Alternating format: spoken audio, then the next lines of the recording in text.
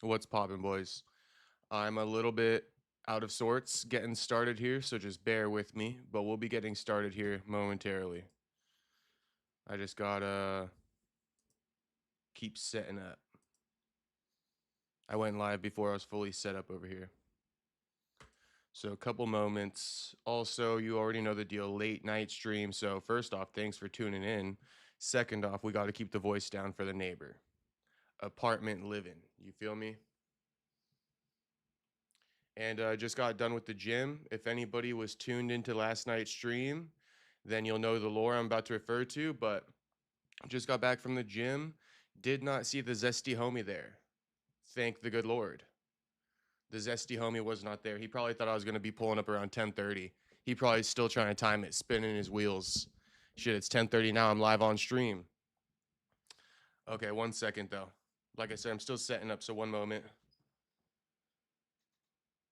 They pushed the hour ahead. I was like, what the fuck? It's 10:38 p.m. already. Honestly, bro, today like flew by. I can't even believe it.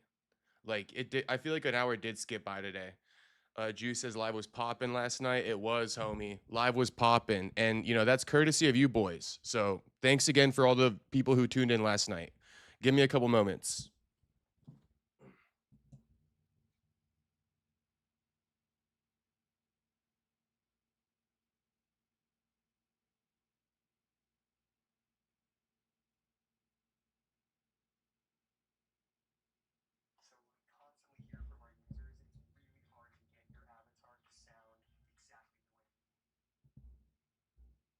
Hey, run up the likes on the stream though while I'm still setting up.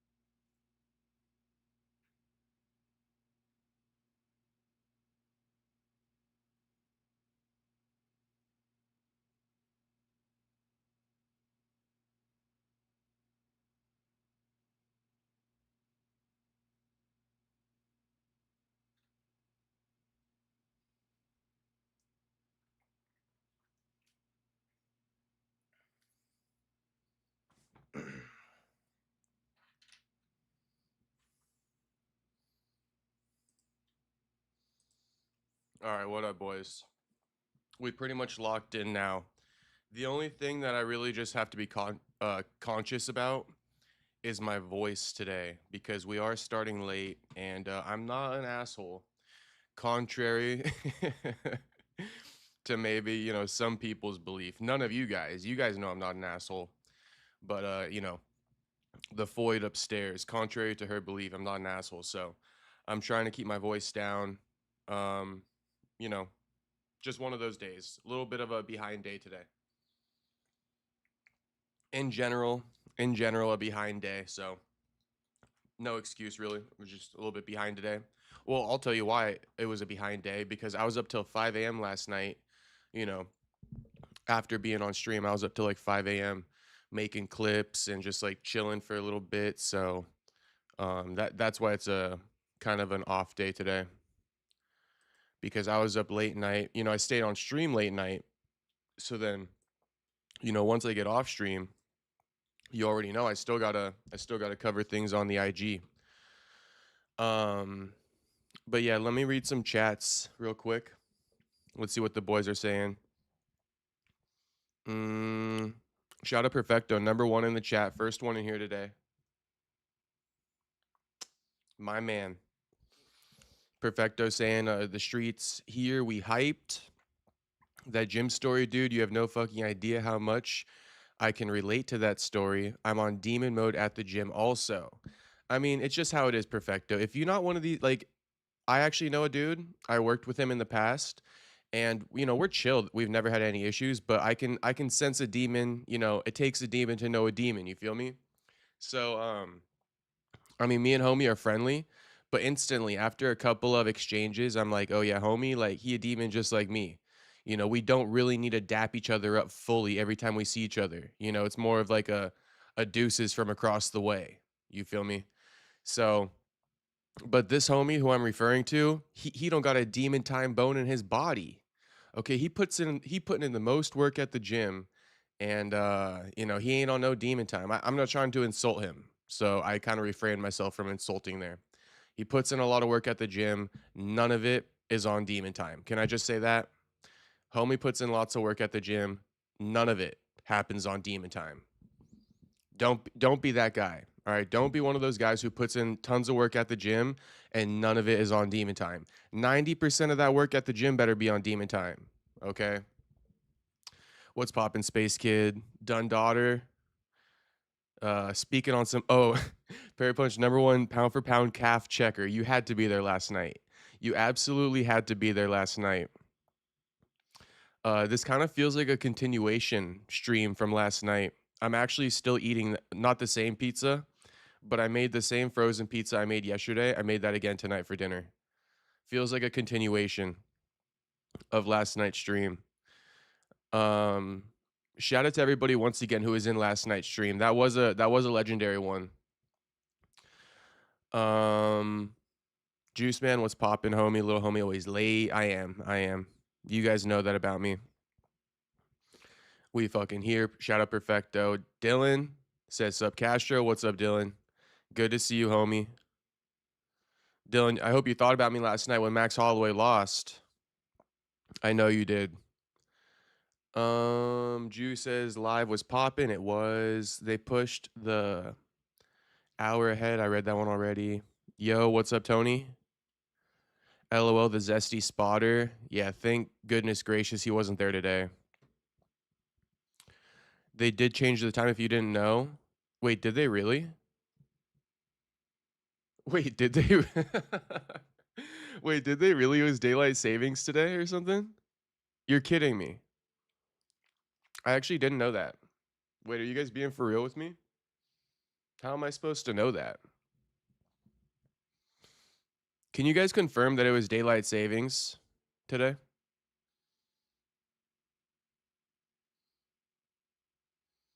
Tyler Betts famous in these streets. There was more people in last night's stream who were like dropping in, recognizing Tyler Betts. M354 says Ariel Helwani is laughing at Dana White and Jones. Yeah, he is. Soda Pop, what's poppin', homie? Yo, we need more stories, I know. I don't got none for you today, homie. I don't got none for you today, but best believe I will be giving you guys stories the second I get them. I'm brother as fuck, but do not lie on me. That I was trying to decipher that shit, Jew. I'm like, he's brother as fuck. So he's saying he's black as fuck, essentially? I mean, am I reading that correctly? Brother, another word for being black. He's saying I'm black as fuck, but do not lie on me. I don't get it. Or is he saying like I'm chill as fuck? Like I'm a chill guy, right? I'm just a chill guy. Is that what he's saying? Like I'm a chill guy, but don't lie on me? I don't know. But we're going to get into the Jon Jones stuff. So we're off to a bit of a slow start on today's stream. but that's all right. That's all right.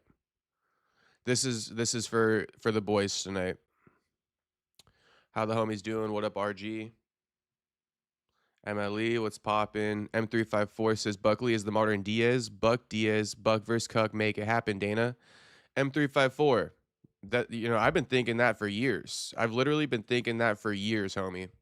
I try to when I give Joaquin advice, low key on the back end, it's stuff that I noticed from Nate Diaz's career. I think he is the modern day Nate Diaz. But in different contexts, of course.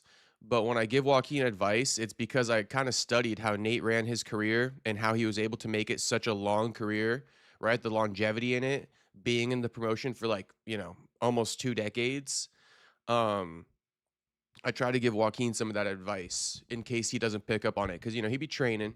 So that's why I told him too. I was like, "Yo, don't be sweating that you're out right now, and only return for the right fight. Don't be letting the UFC dick you around for any old fight, bro. You need to know your worth. You need to know what you bring to that octagon, and don't be given opportunities to just any old person either. I was kind of telling him in the past a long time ago. I'm like, fuck Sean Brady, but he took the fight. But I do tell Joaquin that you don't need to be fighting all the time. It's about longevity in the sport. It's not about these little sensationalized moments that a lot of these guys, capitalize on or at least attempt to. And low key, that's stepping over a dollar for a nickel. Like, okay, let me get this sensationalized moment that's partially disingenuous to begin with because it's sensationalized. And then, my fall off going to be just as quick, right? There's a saying, the quicker the rise, the faster the fall. So slow and steady, baby, slow and steady. Um, for real, we need another story. I know. Juice says, yeah, that's why I don't like getting too friendly at the gym with people because I don't want to feel obligated to say hi and chit chat every time I see them.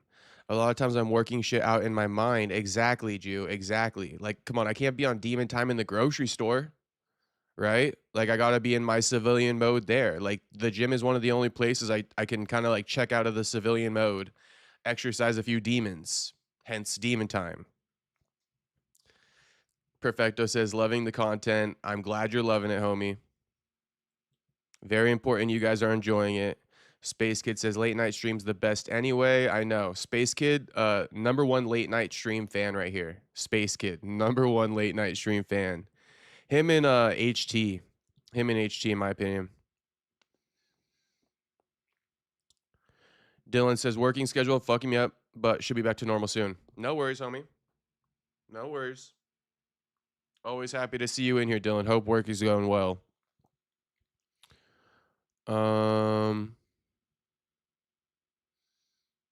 Yes, they did look it up. I believe you, Juice Man.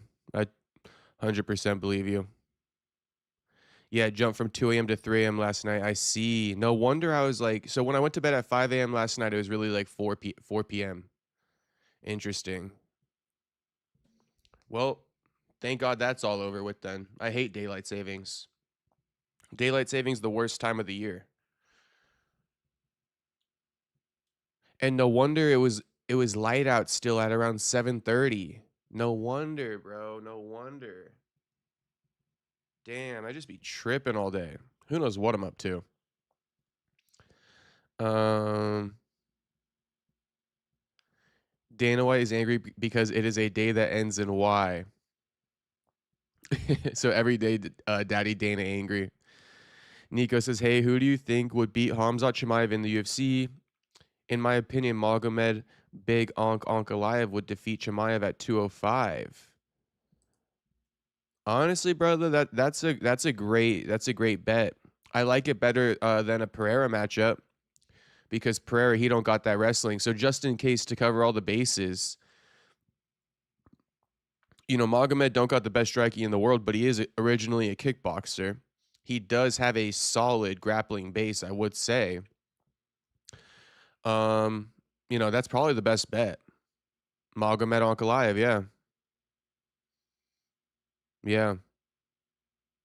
Problem is that there's not as many, non-grapplers to choose from. Or sorry, there's not as many grapplers to choose from. Like, aside from Magomed Ankalaev, I'm trying to think, like, Cyril Gane, not a grappler, not going to look good. Jon Jones, old as fuck.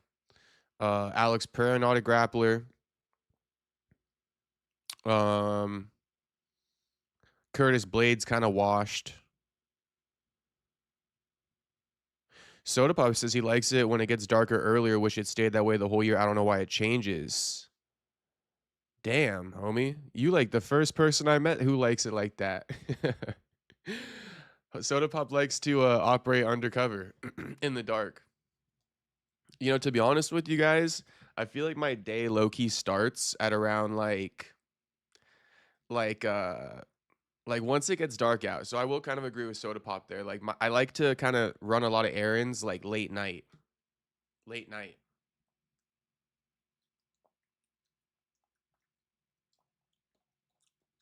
Once it gets dark out, like I like to run errands. Nothing like hitting the grocery store at like 12:30 a.m. Uh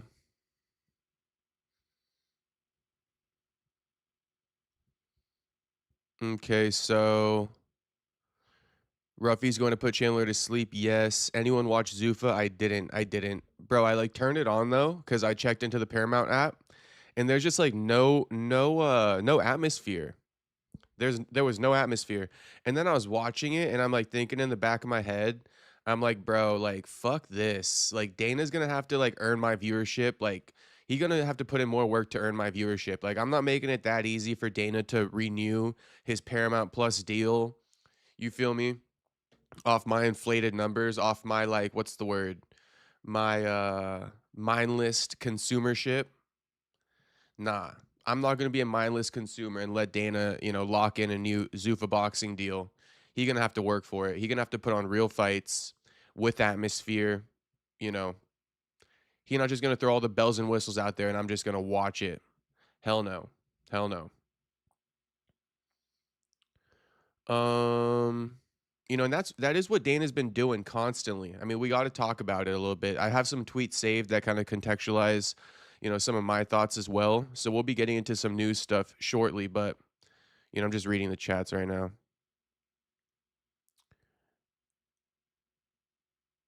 Tyler Betts has heard there were multiple low blows in the main and a takedown earlier. Interesting. Sounds like a shit show. I'm probably just hating on Zuffa though. I don't like Gaethje versus Topuria. We already know the result. Agreed, Zero. I agree, homie. I agree. I'm okay with it. I'm okay with it, but it doesn't mean I love it. I hope you understand that. Like, I'm okay with it. If we got to do this one, to move on with things, then, I'm going to sit through it. It's Gaethje at the end of the day. He did beat Patty, who I wanted up in there. And if Patty can't even get past Gaethje, then it would have been worse having Patty in there. So I'm slightly okay with it. Soda says, yeah, Buck locked in, bro. His boy Eldrick posted a video on Brick Brothers with his twin. Buck not there. He not doing any socials right now.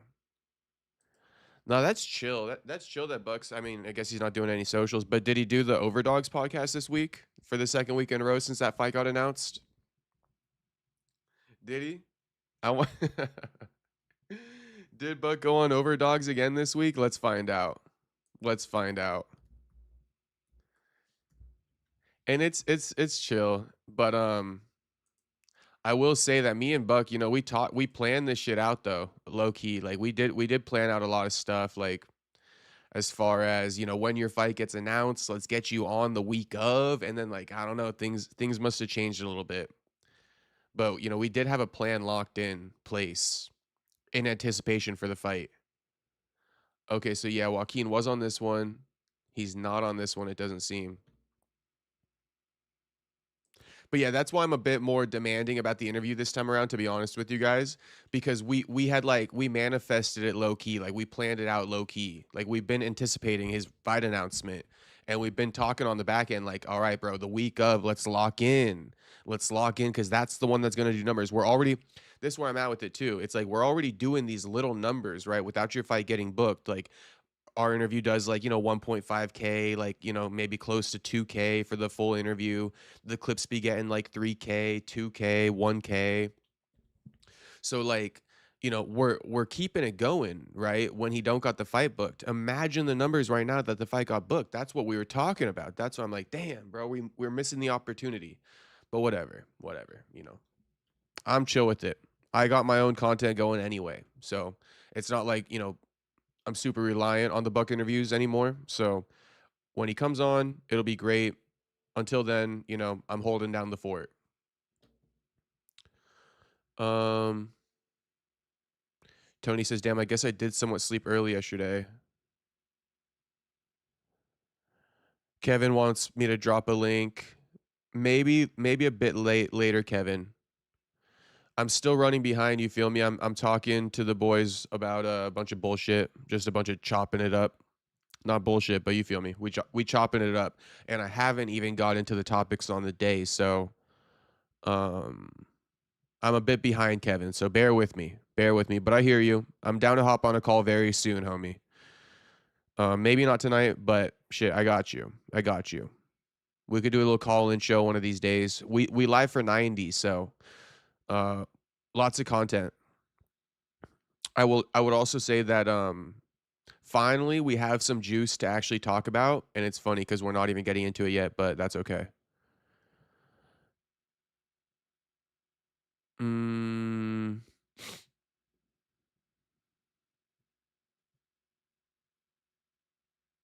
Soda Pop goes, I like to go out when it's dark. The vibe is better. It is, bro. I don't know what it is. There's definitely less of a buzz going on. I don't like that buzz with a lot of people. Parking lots are more empty and shit. Yeah, it's a lot more mellowed out for sure. I don't like daylight savings, but I am a nighttime guy, oddly enough. My day starts at 7 a.m. and ends at 9 p.m. literally. Damn, and then that's perfect, Juice Man, because that's usually when I'm going live. And you okay, there he goes. And your streams fit in perfect when it's all said and done. Shout out Juice Man. Yeah, I noticed I didn't even really plan these streams to take place at the late night, but start times are important. And obviously, Ariel, he runs his show from 10 a.m. every day, Monday through Friday. So I'm not really in competition with Ariel by doing the late night streams. I think overall it was a good move for me to do late night streams. Why do they call it Freedom 250? St. RG, I don't even give a fuck. Like, that's how disinterested I am in this shit. Like, who cares? But shout out to you, RG. If you find out, let me know. But I'm just like, fuck the White House card and everything it stands for. Space Kid said, I like how you're standing up and not giving in. Nah. I mean, I literally cannot give in. I like don't got it in me. If I'm in the right, bro, I will stand 10 toes down forever. I will stand 10 toes down forever. And that's why I don't respect people who don't do that. Like, if you feel like you're in the right, then stand on it. Then stand on it, bro. Stand on it.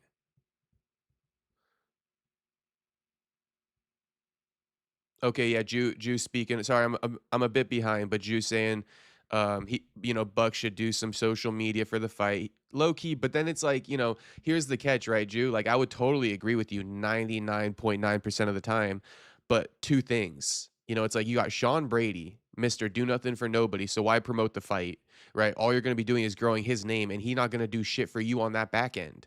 Meaning, like, promotion can be like a song, a I was about to say song and dance, maybe like a partnership, right? But if only one person's doing the promoting, you're really just growing Sean Brady's name and you're the one working harder.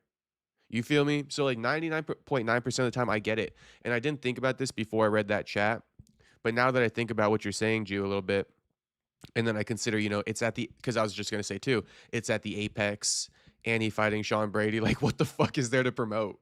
What the hell is there to promote? And it's like, damn, you guys really shot Joaquin in the foot. The most promotable guy on the roster, top 5 most promotable guys on the roster. And you're throwing him Sean Brady, and then at the apex at that, like, oh my gosh. Maybe I do understand more now why he's not doing the interview. Juice says, nah, he skipped it. They had Bryce on. I got you. 250th day of independence from the Aspinall types. Oh, well, there you go. Damn, not a call after the show, question mark. Potentially, Space Kid, but it's late. You feel me? The neighbor thing. So trying to meet in the middle, bro.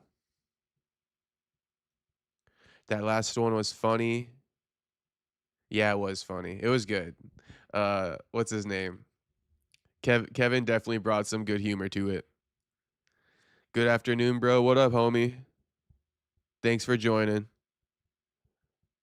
250th year of America, I guess. I guess. Two things I'm not good at: geography and history, boys. Two things I'm not good at: geography and history. I mean, you could throw science up in that bitch too. The only two things, if we're talking like education wise, that I'm decently good at is English and math. But yeah, science, history, fucking geography. No, I don't got the info. Ariel got that Natan Levy influence. He does. Drew goes, yeah, I guess he'd be doing Brady and the UFC a favor with this one if they couldn't throw him a bone. I feel it. Yeah, yeah, yeah. I can understand why Joaquin's not trash talking, but funny enough, you do have Brady kind of trash talking right now. Brady bringing up some Buckley lore and all this stuff. So I don't know. Let's see how it plays out. Let them set the temperature, and then we can react accordingly, I guess. Or if things start spicing up, we'll be here to comment on it, react to it. So I do want to let's get into things now. Let's get into things. The title of the day, though. Let's go over the title of the day. Jon Jones pissed off at Dana White. Free Arman Tsarukyan. Dana responds to Conor Benn Backlash. So Dana just responded to Conor Benn Backlash at the Zuffa Boxing post-fight press conference, and I don't really like his answer. It's a very short answer. I only saw a clip, so I'm not sure if people pressed him on it, but I'm not a fan of Dana's answer whatsoever. He's basically saying, why is it a bad thing that one fighter is getting a lot of money? Fighter pay is doing just fine. It's gone up a lot since 2001. It's giving scripted. It's giving scripted answer. You're expecting this, you're anticipating these questions. You got your PR people, giving you a couple stats to throw out to the media, the bird brain media. Here's a couple stats you throw out to the bird brain media to shut them up when they ask you the question. Oh, UFC fighter pays skyrocketed since 2001. But that's the funny thing is he only had one answer. UFC fighter pay has skyrocketed since 2001. Then he falls on why do fighters get mad when they're not getting paid as much as him? Bro, because this dude not even a champion. We see through the bullshit, Dana. You're willing to pay extra money to this dude for the image of your promotion, but you're not willing to do that for the UFC. It's just the fact that you're willing to open your pockets, but you choose not to. That's what they're upset about. And you just showed you're willing to open your pockets if it's for the right price. Meaning, like, if it benefits you enough, you'll open your pockets. But God forbid, opening your pockets doesn't directly result in benefiting you. You're not going to do it. But obviously you got the Zuffa Boxing. It would behoove the promotion to have a star, a face of it, right? You need a face of it. Conor Benn's the face. I mean, yikes. Yikes on that. Yikes on Jai Opatai. I can see this shit. Like, even Jai Opatai, let's talk about it real quick. Like, are we just going to really act like Dana scouted this guy out? And that, please, bro, Dana is so, it's so manufactured these days that I'm sick of it. It's actually so manufactured that I'm sick of it. I don't got no context on here, so I'll just make myself bigger, I guess. But I'm sick of this. I'm sick of it. I'm sick of it. It's on the same tip of these gimmick fights, Ronda versus Gina. It's on the same tip of this. What am I talking about? All Dana had to do to find a Jai Opatai. Okay, he probably didn't even know who the fuck Jai Opatai was. He honestly probably didn't, but he goes to his people. He's like, hey, this is what we need. Who's one of the prospects right now who's got these title defenses, who got these records and these accolades, who's on the verge of achieving something great? So when he does achieve the greatness, it can draw up headlines. It's not a coincidence that this guy, Jai Opatai, is also the face of Zuffa Boxing, so to speak. And, he's on the verge of breaking all these records, so to speak, right? And he got these titles, so to speak, to validate him. Bro, it's all designed. It's all by design. It's so manufactured. There's no passion. There's no real fan base behind it. It's the bells and whistles. And I feel as though MMA, right, in combat sports, while yes, it's bells and whistles, it's also understanding how to capitalize on what people are attracted to and gravitating towards. You can't just pull out somebody who's got belts who nobody really fucks with and shove it down our throat. You just can't do that anymore. I don't know if you ever could do that, but like you definitely can't do that anymore, bro. You definitely can't. You definitely cannot be doing that shit anymore. And that's what he does with Jai Obatai. And that's why it's like, if there's no soul behind it, if there's no soul behind Jai Obatai, if all he is a face with belts and, records that he's on the verge of breaking, I don't care. Especially in boxing, I don't care. Because boxing is more manufactured than MMA on its own right. On its own right, it's more manufactured than MMA because MMA is more streamlined. There's only so many routes you can take to get to the top in MMA. Meanwhile, in boxing, it's like you can take like this super, like, you can basically reach the top in boxing and still not have done shit. And when I mean the top, I mean get a belt. Okay. You can become a champion of boxing and really not be shit as a fighter. Okay. Becoming a UFC champion is like 5% of people, straight 5% of people who tried the sport, who tried their hand at the sport, right? Who signed to the UFC. Daniel Cormier says it perfectly. It's like winning the lotto. So just because Jai Obatai is a fucking champion, it doesn't mean shit. Even more so. But that's just the Jai Obatai thing. That's the Conor Benn thing. Dana talks about it. So we're gonna. I think he has something to say too about. There's something else on that Zuffa press conference that I picked up on that I wanted to speak on. Maybe I could pull it up on. I think MMA Fighting posted it. Let me just see real quick. Oh yeah, Dana spoke about Jon Jones. So going to the next topic, right? So Dana last night he speaks on Jon Jones. He says never. And I mean Dana just my feed is a bit old, so sorry about that.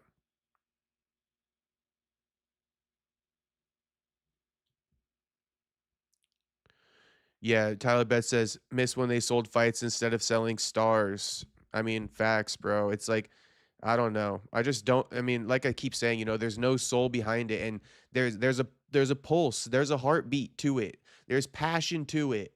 That's why Nate Diaz and Nick Diaz and Conor McGregor they transcended, you know. And think about it. The UFC didn't even really try to push Nate that much, and he still transcended because you can't keep a good man down, but you also can't shove someone in our face and tell us that's the man to fucking follow. You just can't do that. But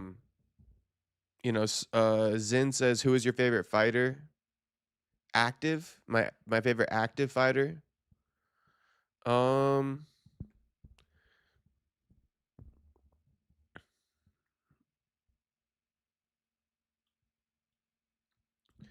I mean, obviously, Joaquin Buckley is one of my more favorite fighters. But if we're going off of like like the cream of the crop of the UFC, who's proven it, right? Probably like an Ilya Topuria. I really like Ilya right now. I know that Islam Makhachev has proven a lot too. And of the crop, I'm just not really a big fan, of Islam. Ilya Topuria is probably like if you're talking like favorite fighter who's also who I think is the best of the best who's proven it, it's Ilya. It's Ilya. Also though Max Holloway, um, I guess Volk is up in there. Volk is up in there. He's very skilled. He's very, has a high IQ. And on the level of, not many people in the UFC even understand Volk's IQ, which is crazy work. Volk is kind of like a modern day Floyd. I know he's got losses, but he lost trying to achieve greatness and he lost to one of the greats, Ilya. And that's why Ilya is one of my favorites too. But yeah, I don't want to elaborate too much on that. But I like Volk. I like Max. I like Ilya. Um, I like Joaquin Buckley. I like an Alex Pereira too. He's one of my favorites as well. No doubt, even Dean the Great can become a boxer. There we go, chain firing mech warrior. These guys can put together these BS ass records, and it's like good for you, but like I'm not gonna buy it. Like, show me something. Show me something, bro. That main event tonight was better than last night's. Damn, Mystic, don't be coming in here glazing up Zuffa Boxing now. We on our hate and shit right now. I'm playing. Say whatever you want.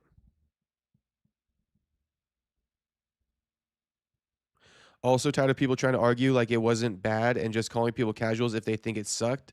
They should have just had Max and Charles fight, not for that belt. That's fine. That's fine.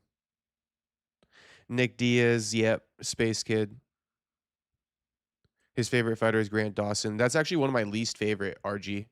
Grant Dawson, one of my least favorite on the whole roster. On the whole roster, Grant Dawson, one of my least favorites.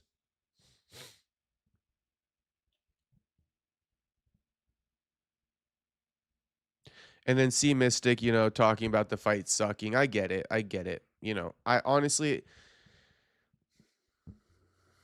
you know, I get it. I do fall. I do for the record, for those wondering, I do fall more on the narrative though. Like, no, I know you're just saying, and it's a fair statement. It's a fair statement. But here's my thing, Mystic, is I guess I put more of I know you're not even blaming anybody, right? You're just saying the fight sucked, but I put that onus on Max Holloway. Max Holloway should have been able to get up, right? And if not, then Charles did his thing in there. Unfortunately, it was not as entertaining as we wanted it for a BMF title fight. But bro, do you think Islam pulled out from the main event, or that wasn't even planned? I know that's a good question. We're gonna look into it. So let me keep going on things. Let me keep going on things so we can discuss some of the topics. But Jon Jones, he responds to Dana White saying he was never a part of the negotiations and he's pissed off. But he also was on a bender last night. Homie tweeting up a storm. He tweeting up all these things, then he deleting it. Then he going on Instagram live. He's saying these fucking guys. He's falling asleep mid live. Um, and then he's popping back on the live and he's like, I'm pissed. Like, I'm pissed. So Jon Jones is he's not happy with Dana's comments saying he was never part of the negotiations. And this is what I was gonna say before I started reading chats. Um, Dana, he says something weird because at the Zuffa Boxing post-fight press conference, Dana's like, I never said he wasn't in negotiations. I said we talked to him. But then it's like, Dana, you also said specifically though, you said two things and they contradict each other like directly. You started off the statement by saying, I mean, I do have the quote right here. It's literally on my thing. Dana said, you know, Dana said, never, ever, ever was Jon Jones remotely in my mind to fight at UFC White House. He retired because of his hips.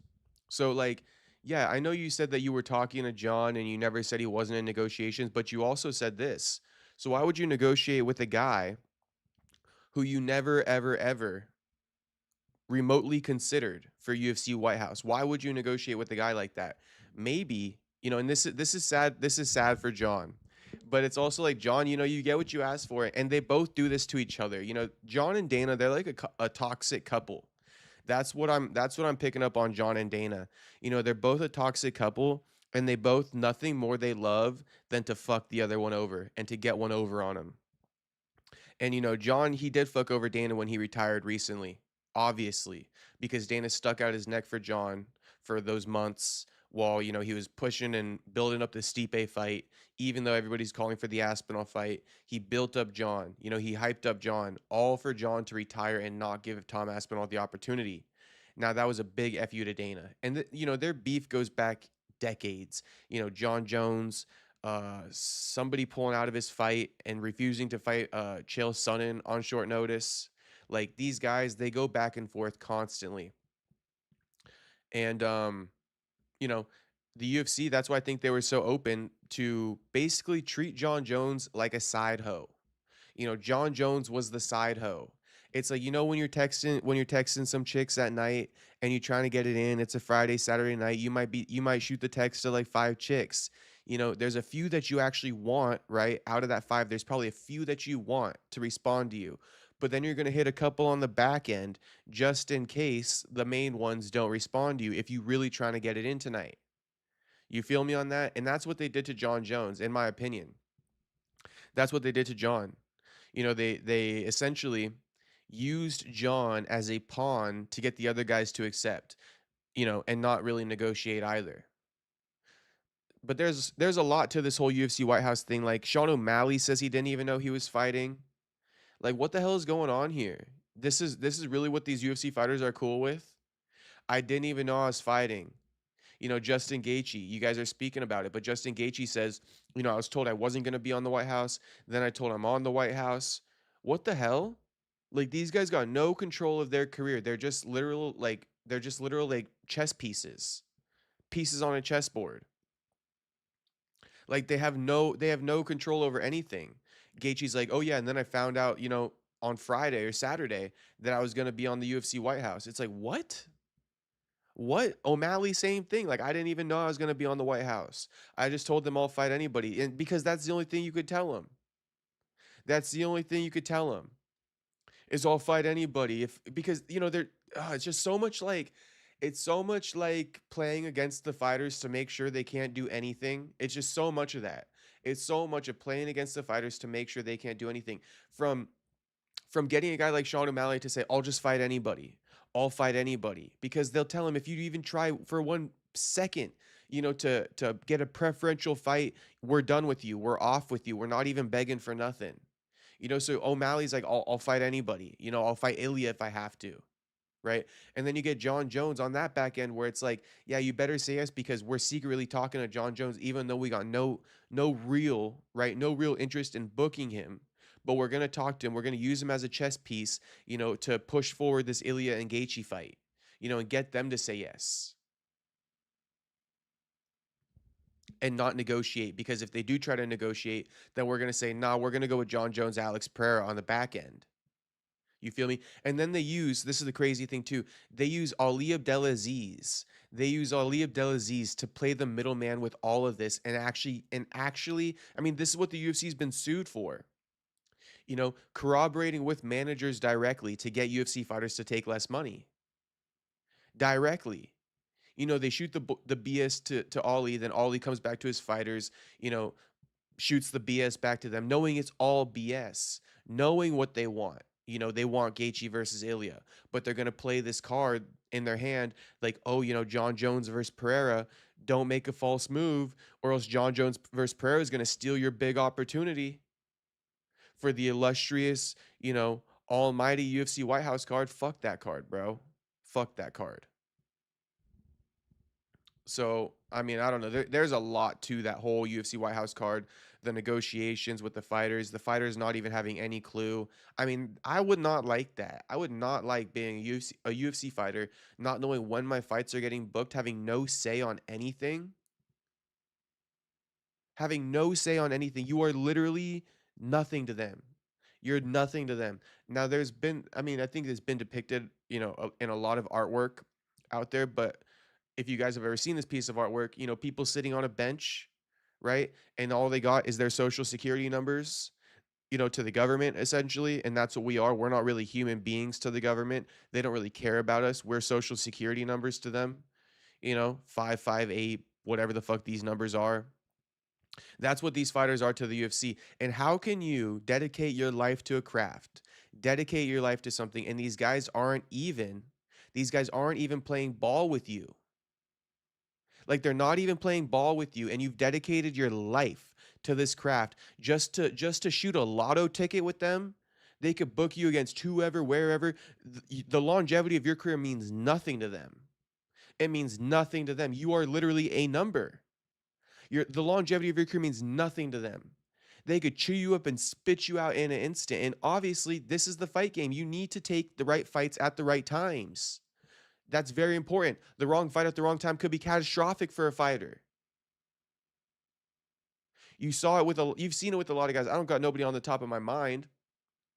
Okay, but you have seen it with a lot of guys. You could even have seen it with Bo Nickel. You could have even seen it with Bo Nickel. Let's see how he comes back. But the wrong fight at the wrong time could be detrimental to a fighter.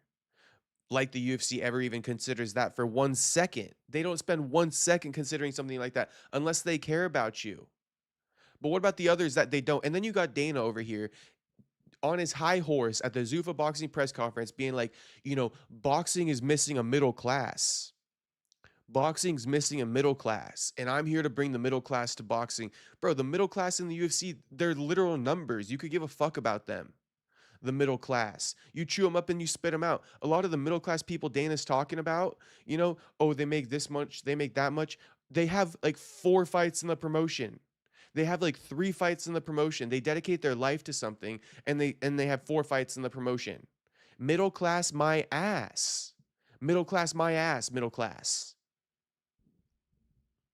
You know, these guys are the ones who, or what am I trying to say? Middle class my ass, because the only people that the UFC cares about and will give a long career to are the people that, make money, who sell tickets.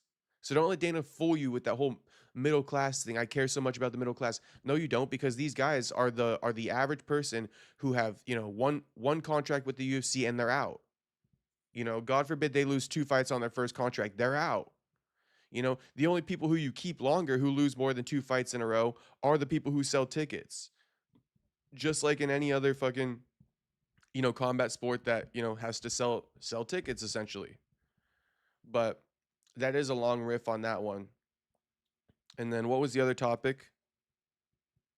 Bo did come back, but we'll just see. He got another can. So let's see how he performs, in that upper echelon.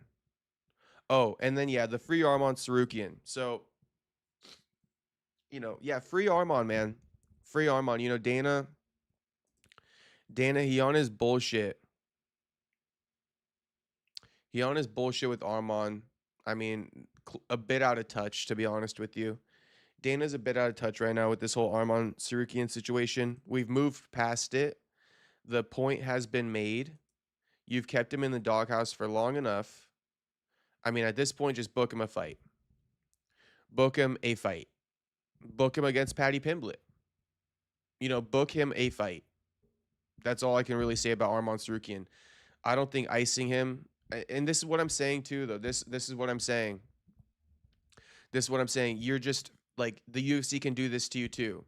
Not only, right, can they just throw you up in any opportunity they want you to, but they can do this to you too. They can stall out your career for as long as they want.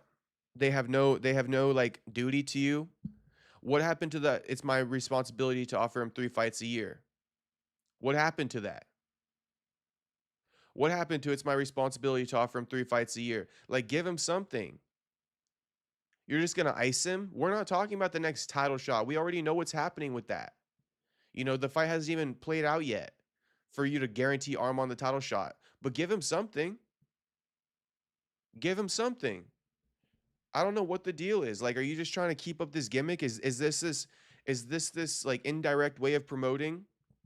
I'm actually promoting Arman by beefing with him. Like rappers do all the time. They don't even beef with each other, but they're gonna beef just to, get the repost, essentially. If you know, you know, but this is what they do in hip hop, right?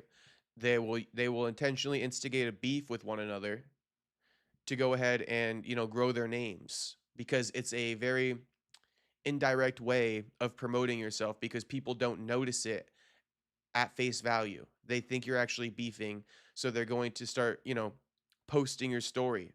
The key is to not let people know, right, that you want them to post about you, in a sense. You want to give them the mess, knowing in the back of your mind that, you set this up, right? This is a fake beef.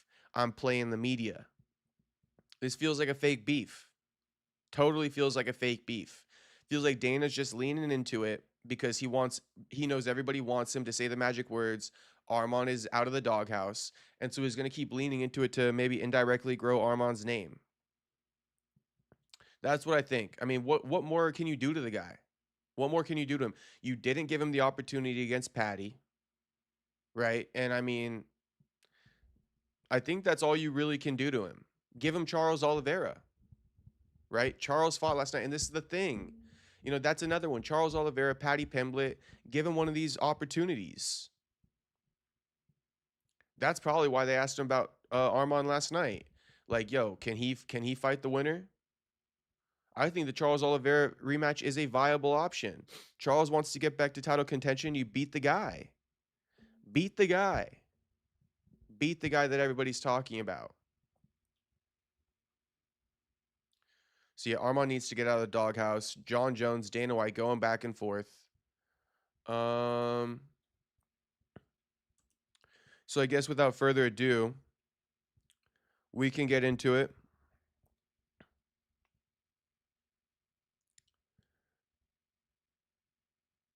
Um,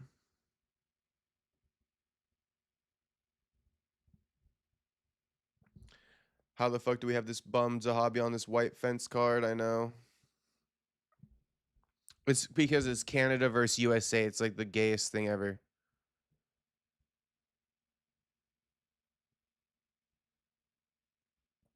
Let's do a mystic saying. I mean, MLE, it's cool if you're from America and aren't a crybaby baby lib, and I don't even mean to be a dick. I love it more than that. It's not even that Trump is our president. I just appreciate. I have no clue what C Mystic is necessarily saying. Nobody's crying about the event necessarily because of politics. I don't think anybody even cares about the politics at all. Nobody's even considering that. We just want a good fight. And then, the sport is driven by the fans. So, like, I think it gives a little bit of a Squid Games feeling. Having all these government elites sitting around watching these fighters that they don't even care about. It's kind of an odd little situation. A little bit of like a zoo animal situation, if you will.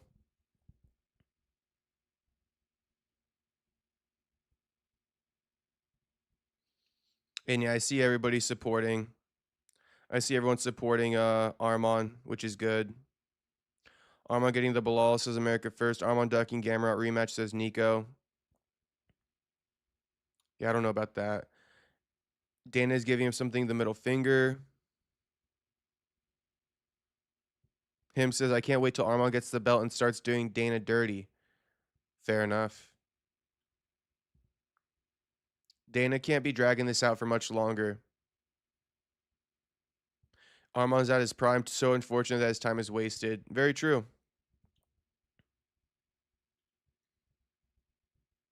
Will you FU Armon versus Mokaev grappling in Brazil? Bro, Armon's going to run through Mokaev. Mokaev's a flyweight. What up, JP Money? Diego Lopez got crazy privilege. He does.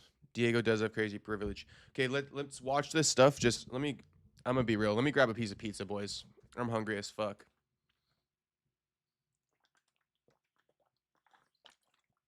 I see people sometimes commenting. They're like, I can't believe this guy's eating on the stream. It's like, bro, why the fuck not?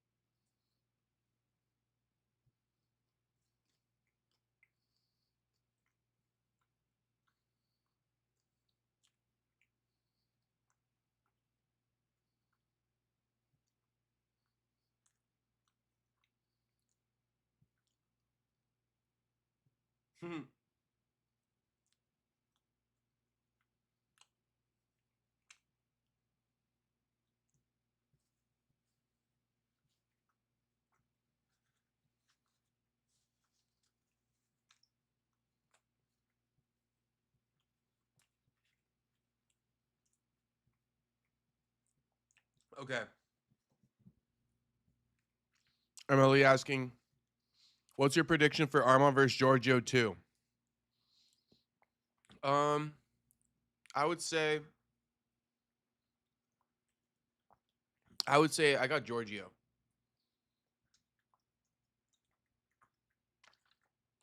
I would say I got Giorgio, but honestly, my logic tells me Giorgio, but then something in the back of my head just tells me that Arman's gonna pull this shit off. But without further ado, let's take a look at this Jon Jones Dana White beef. So Dana's gonna contradict himself in this statement. You know, Jon Jones was never remotely close to being in my mind for UFC White House, but we were talking to him. In other words, we were playing him, right? We were using him as a pawn to make sure other fighters who we want on the card don't negotiate, aka Ilia Topuria, Justin Gaethje. So let's hear it. Jon Jones is not happy. Came off a bender to this news. He down tremendously bad. Tremendously bad. Hold on. Circumstances around it that we probably shouldn't talk about. Okay. There is speculation, of course, that it's Jon Jones. No, it's not. Was Jon ever, which I told you guys 100,000 times, was Jon Jones even remotely in my mind to fight at the White House? I wouldn't. First of all, I've told you why I wouldn't do it. And number two, some guy with meta glasses on filmed him talking about his hips, that his hips are so bad. And I don't know if you guys saw that flag football game where he can barely run. Jon Jones he retired because of his hips. He's got arthritis in his hips. Apparently he's been, doctors say he should have hip replacement. So okay. Add that on top of all the other reasons that I wouldn't. The Jon Jones thing is bullshit. Okay. I'm not saying they weren't talking to Jon Jones and that Jon Jones wasn't interested in the fight. And what was even crazier is Jon Jones came out and was like, I'm in negotiations right now for the White House fight, after I had already sent a text to his lawyer saying, never going to happen ever. Is it fair to say then Jon Jones is retired and this is the end of his time? Yes. Okay. Very fair. It fell out, which is... So Jon Jones officially retired, according to Dana. And, I mean, how am I supposed to make sense of what Dana is saying? I mean, what he's saying is what he's saying. I mean, I guess I did make sense of it. I told you guys what I believe they did. You know, they played Jon Jones like any man. You know, I mean, a woman does this to men too. So you know, like people play each other every day. You know, in relationships, so to speak. I told you guys earlier. You know, Dana White was reaching out to Jon Jones on the back end. You feel me? The girl he really wanted was Ilia Topuria, Justin Gaethje, right? That's the girl he wanted to kick it with that night. But he was reaching out to Jon Jones on the back end just in case, because he don't want to go to bed by himself. Okay? So I hope that explanation suffices for you. That's why Jon Jones was getting entertained. Because how do you go from like not saying we weren't talking to him to he's retired? You know, you act like the book was shut, but then the book was open a little bit. You know, not saying Jon wasn't interested, not saying we weren't talking to him. Now Dana's going to go on and say, you know, no, I didn't say we weren't in negotiations. Well, I mean, bro, what is it? What is it? Can you just tell us? Just tell us the fucking story. Tell us the lore. You know, I believe Ariel Helwani is out here reporting that, you know, the fight fell through. They did want this bout. They couldn't get the deal done. They wanted this bout. They wanted Jon Jones versus Pereira. They couldn't get the deal done. Why not? Why would you want to fucking reward Cyril Gahn and his cheating bitch ass for anything? Why the fuck would you want to do that? Why the fuck would you want to do that? Okay, so Space Kid's bringing up he goes, wouldn't it be the other way around with wanting Jon instead of Ilya? I mean, if what Ariel's saying is true, if what Ariel's saying is true, and that, you know, that's why it's tough to kind of read between the lines slightly, because there are these narratives taking place, and I am buying into it a little bit as if like Jon Jones was fully played. I don't know, because yeah, it could be true that they just couldn't get the deal done, and now Dana's trying to save face and make it seem like he played Jon Jones. But who do we believe, right? I can't tell you who to believe. Do we believe Ariel? Do we believe Dana? You know, I guess honestly, I should believe Ariel, because Dana has incentive to lie. You know, he couldn't get a car. He couldn't be. I seen Ariel's take, so let's just lay it out there, right? Dana White's reason to lie is this. Everybody's complaining about the UFC White House card in general, right? Dana couldn't get the fight done that people would have liked, Jon Jones versus Alex Pereira. So he's saving face, making it seem like he never negotiated with Jon in the first place. Because if there's a card people are already talking shit on, and then he admits he couldn't get the fight that people actually wanted to see, so to speak, right? Not that they really want to, but it would have been a bit of a bigger fight. You know, if he admits that after people are already complaining, it makes him look bad. It makes him look bad. So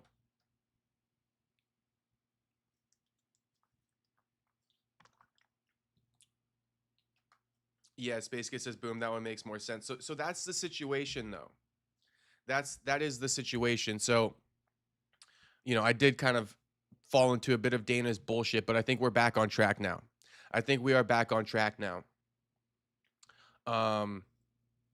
And yeah, so everything I've said, you guys can just make of it what you will.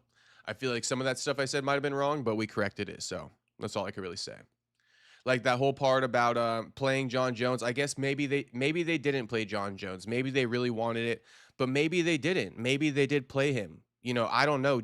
Ariel, you know, he does report, but who really knows the intentions? Who really knows the intentions? So I'm giving you guys both sides. Honestly, I'm not gonna fall on either side. But you know, those are both sides. That's for you guys to decide. And I'll try to decide as well, but I don't got a fucking decision right now. I definitely don't got a decision right now about who's right in this matter. But let's proceed and take a look at more things. So, you know, Jon Jones, he comes out, he sees Dana's clip, and this is what he has to say. I'm released from the UFC, acting like it's chill. I think he even said, let's go after this. But he goes, laying in my bed, wrapping my head around this perception, all I can think is how fucking painful. Man, how fucking painful. And then the other half of me is like, but is it really though? Meaning like the grass is greener outside the UFC. So all this negotiating was complete BS. Is that what you want me to agree to publicly? So very interesting. Now Jon says, you know, we were negotiating. It was BS or what? Dana comes out and he goes, nah, I admitted that we were negotiating, even though we never considered you. So it's a very complicated thing, bro. It's so complicated. You have two things. You have Dana saying we never ever considered him. And I mean, I do want to believe that. I do want to believe that he never considered Jon because of what Jon did. I do want to believe that. I think that there's precedent for that. Having no faith in Jon, I mean, that's fair. Would anyone blame Dana for not having faith in Jon? Right? So you have that side, but then you have the other side from Ariel, where he's basically insinuating that all was good, all was forgiven, and they were going to push it under the rug to book this fight. Right? They had moved past the drama in the past. They got past it, and they were working on this fight. They said, let bygones be bygones, and let's work on this fight. So I don't know. I honestly don't know what to believe. Honestly don't. Space Kid, who we believe in? America First, who we believe in? Space Kid, America First, who are we believing? I want to hear from both of you guys. Jew, who are we believing? Tyler Betts, who are we believing? Okay, let's do the poll, but drop it in there. The people I shouted out, I would like to see some of you guys in there. Is Dana or Ariel lying about Jon Jones negotiations? Dana lying, Ariel lying.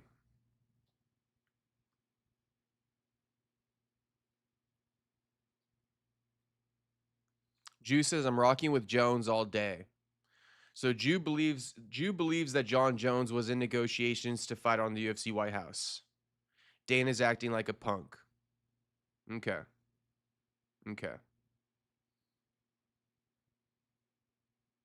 Dana stays lying. I know that. I know that about Dana. He a notorious liar. It's good to see what you guys think about this, honestly. HG says, I don't give a fuck about what Dana said or what Ariel thinks. Who cares? As long as the White House card is out. Well, we're trying to decipher the code here, HT. So, that's all we're doing, HT. We're just deciphering the code. But it seems like the White House card's gonna go down. Ruby Z says Ariel equals 100% Natan Levy. Dana equals Natan Levy adjacent. I will only say Dana because of the Francis stuff. He's a liar. Yeah. Okay. You already know what to expect from Dana. Cokehead Jones is partying overseas.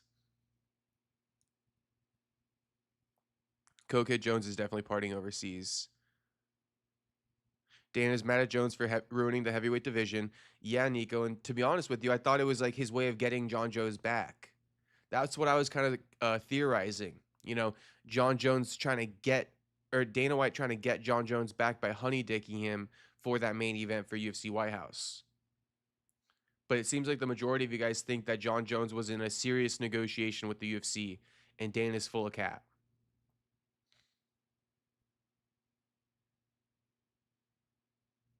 Jon was probably wanting crazy money and they couldn't make the deal. Dana is just lying about it. Okay.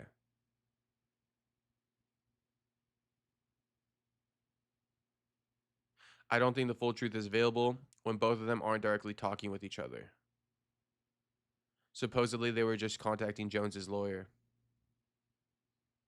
Ariel is a J plant.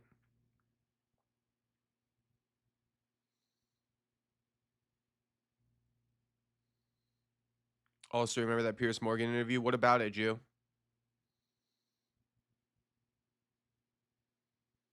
Why did he tease Jones on the White House by smiling? That's right. He did do that. We believed it. Yeah, I forgot. We kind of bought in. We did kind of buy in a little bit on that Piers Morgan interview because Dana was, jester maxing for Piers and the fans about the Alex Pereira Jon Jones matchup. Jones and Dana finally broke up. Okay, so no, that's a fair consensus. You guys seem to be thinking Dana is the one who's full of cap. So let's continue going through this. A White House card and Jon doesn't cross your mind. Come on now, LOL.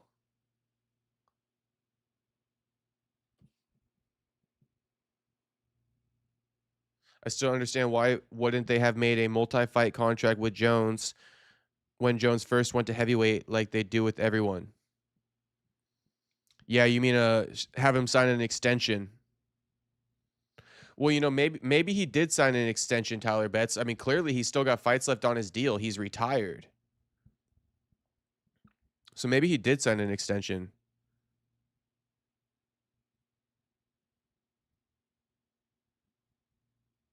Okay, let's keep reading some of these though. Jon saying, if I would prove him wrong, would I be wrong? If I'm supposed to publicly agree to that, If I'm supposed to publicly agree that our negotiations was a lie, we have a problem. I'll be the fall guy. I mean, I kind of do believe Jon. It's like, what incentive does he have to lie? And here it is again, just more of the tweets that got deleted, some of the smaller tweets. Like, he goes, I'm released from UFC, let's go. If I would prove him wrong, would I be wrong, or would I be a bigger man by remaining silent? I'll be the fall guy, sure. Make this make sense. So all of this negotiating was complete BS? Is that what you want me to agree to publicly? Man, how fucking painful. Laying in my bed, wrapping my head around this perception, all I can think is how fucking painful. And then the other half of me is like, but is it really though? Interesting. And then Jon went live. Oh my gosh. I mean, I'm going to show you two variations of the same video. I don't know why these blogs always feel like they need to edit things and take things out. It's like, bro, stop editing things and taking it out. I want to see the full version. That's why I'm going to have to show you two different, clips of this because they be editing it. But let's look at the first one. This shows Jon Jones sleeping in fast forward mode for like a few minutes before he wakes back up and then he says, I'm fucking pissed. But he starts off this video saying fucking gays or fucking guys. I don't know. Gas. Fucking gas. He sounds like fucking Eric Cartman. All right, gas. All right, guys, fucking gas.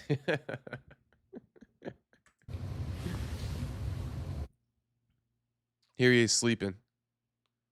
Sleeping. Homie on a bender of his life. He on the bender of his life.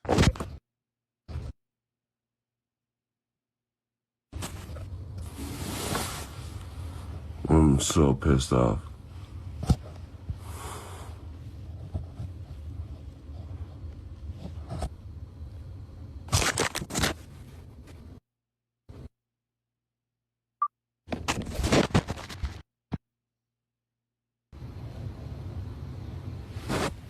Gas. Fucking gas. Gas. Fucking gas. Fucking gas.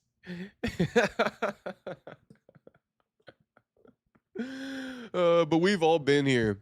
We've all been here, bro. It's a bit of a takes one to know one. It's a bit of a takes one to know one. But we've all been here. If you ever been hungover, you know, this is the definition of hungover. And God knows whatever else he was on. God knows whatever else he was on. Tyler Betts says, seems kind of cap TBH. What seems cap? What exactly seems cap? And then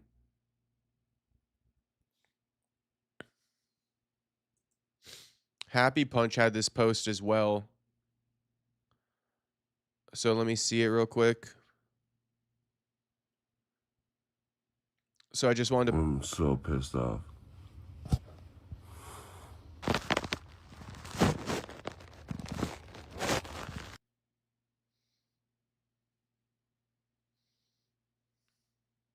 This is the dead giveaway right here. Jon Jones putting the pillow over his head is the dead giveaway. You only do this if you're hungover out of your mind. No person waking up from a night of being sober would do something like this. I've only done this after a huge bender. I've only done this after a massive bender. Watch John put the pillow over his head.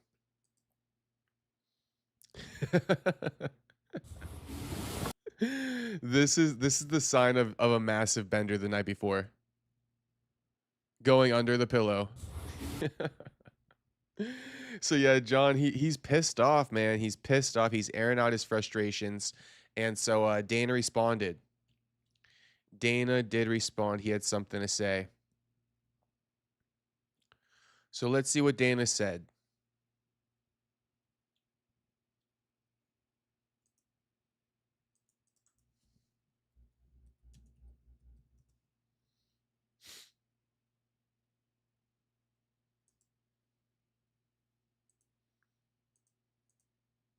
Zone people or any of these guys to put the best fighters in the ring? I mean, not TKO as a whole and what we're trying to build.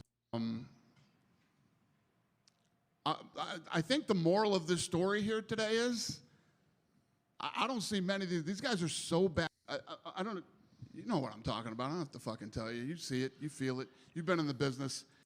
No TV deal. Who? I'm 4 fights in. These guys are fucking terrible. Damn, they just like cut out all the UFC stuff. Wow, Zuffa Boxing is dirty as fuck. Why would they cut out all of Dana's press conference? Why would they do that? They only post a 10-minute clip. Okay, hang on. I'll find it for you. Maybe Champ Rounds posted it.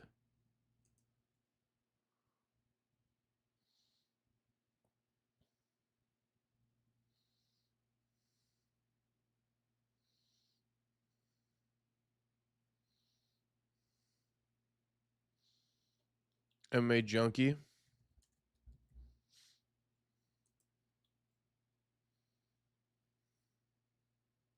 Okay, here it is. Here's Dana speaking on Jon Jones. Dana goes, not one word of what I said was not true about the whole Jon Jones thing. They cut it out because Dana is shitting on it. Okay, let's see this. Here's Dana White responding to Jon Jones's response. Jon Jones's tweets. Went on a bit of a Twitter tirade, and then you ended up deleting them. Have you seen his comments? No. Or he basically very heavily pushed back on you, saying that there were no negotiations. And then I never said there were no negotiations. I never said that. You said you never, ever, ever considered him for UFC White House, though. I said, were they talking to Jon Jones? They talked to everybody. Everybody was talked to. Not one word of what I said was not true about the whole Jon Jones thing. And What a vague statement. Everybody was talked to, including Jon Jones. We talked to everybody. We talked to Cody Brundage. It's like, oh my God, Dana, fuck you, bro. The disingenuousness, it just rubs me the wrong way. Like, I don't mean to say fuck you, but fuck you. You know, we talked to everybody. Yeah, we reached out to Cody Brundage. Shit, we wanted, we talked to everybody. No, you didn't, bro. And be more specific. Stop just saying these vague-ass statements to cover your ass. how many times have I sat up here and said, he's not fighting at the White House? Then why would you talk to him? Someone asked that question. No. And have you guys not all seen the video of the dude with the meta glasses on when he didn't know he was being filmed, telling them that his hips are fucking shot and he needs hip replacement? Did you not see the videos of him running on the flag football game? And what did I say that wasn't true? Maybe it's what you didn't say, bro. Maybe it was you hee-hee-ha-haing on Piers Morgan. Maybe it was you hee-hee-ha-haing on Piers Morgan when Piers asked you about Jon Jones versus Piers. Dude, oh my God, bro. Oh my God, you're giggling up a storm, staring at the matchup on the board. Staring at the matchup on the wall, hee-hee-ha-haing with Piers Morgan. If you never had Jon Jones in consideration, why wouldn't you say it then? Everyone asking for it. Oh, maybe, maybe. I don't know. It's going to be announced Monday. Everybody tune in. You fucking scoundrel. You piece of fucking shit. I don't respect that shit either.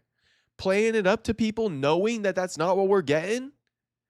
We're asking you, motherfucker, yes or no? If you're going to hee-hee-ha-ha about it, use it to tease the announcement. It better be fucking getting announced, you motherfucker. You're going to hee-hee-ha-ha about the fucking, potentially leaked bout, right? You're going to tease the announcement coming up, all for knowing in the back of your head that this shit ain't it. Just knowing in the back of your head that shit ain't it.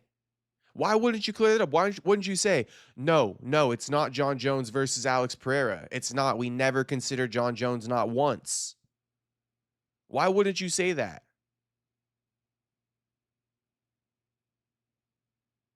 It's another fight. It's not that one. I've told you guys a million times I'm standing on it. Jon Jones never headlining White House. I don't know who needs to hear this. Nah, instead we get, maybe, oh, let me pan over to the ceiling. Is it that one? Let me see, what am I looking at right here? Is it? Oh, I don't know, we'll announce it this weekend. You motherfucker, dude. You motherfucker. You motherfucker.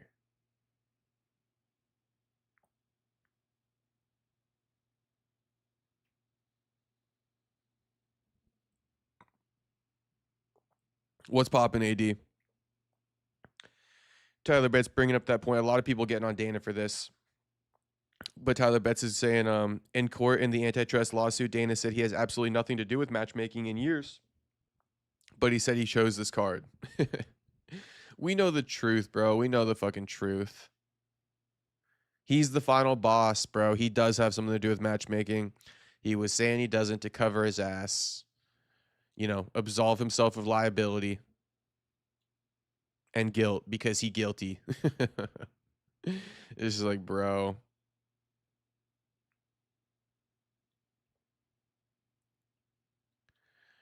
America versus Dana should have just said, imagine if Jones gets hurt in the fight. We can't live with that. We can't have a lawsuit on our hands. We protect our fighters.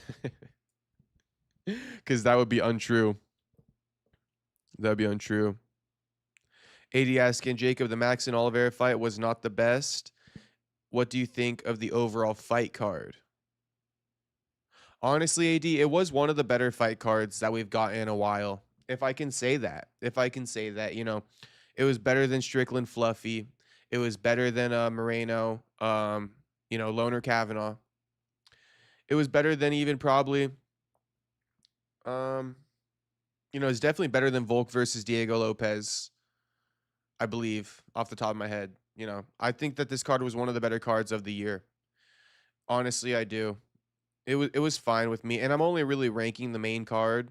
But AD Kid, I mean, there was no women on the card. That's a massive plus. That's like a massive plus right there. No women, it's already minimum like a 5. No women on the card, minimum a 5 out of 10. Minimum of 5 out of 10 with no women. All right. Now, the co-main, it was, it had some stake to it, right? RDR versus Kaio, very closely ranked guys. That's what we're looking to see. That's why we wanted to see, not we, because obviously I didn't want that at the time, but that's why you guys at the time wanted Arman versus Patty, the 2 top ranked guys, the fights with actual parity. So I was all for it. The main event, it was a bit of a stinker. I'm not gonna lie, it was a bit of a stinker, but I don't know.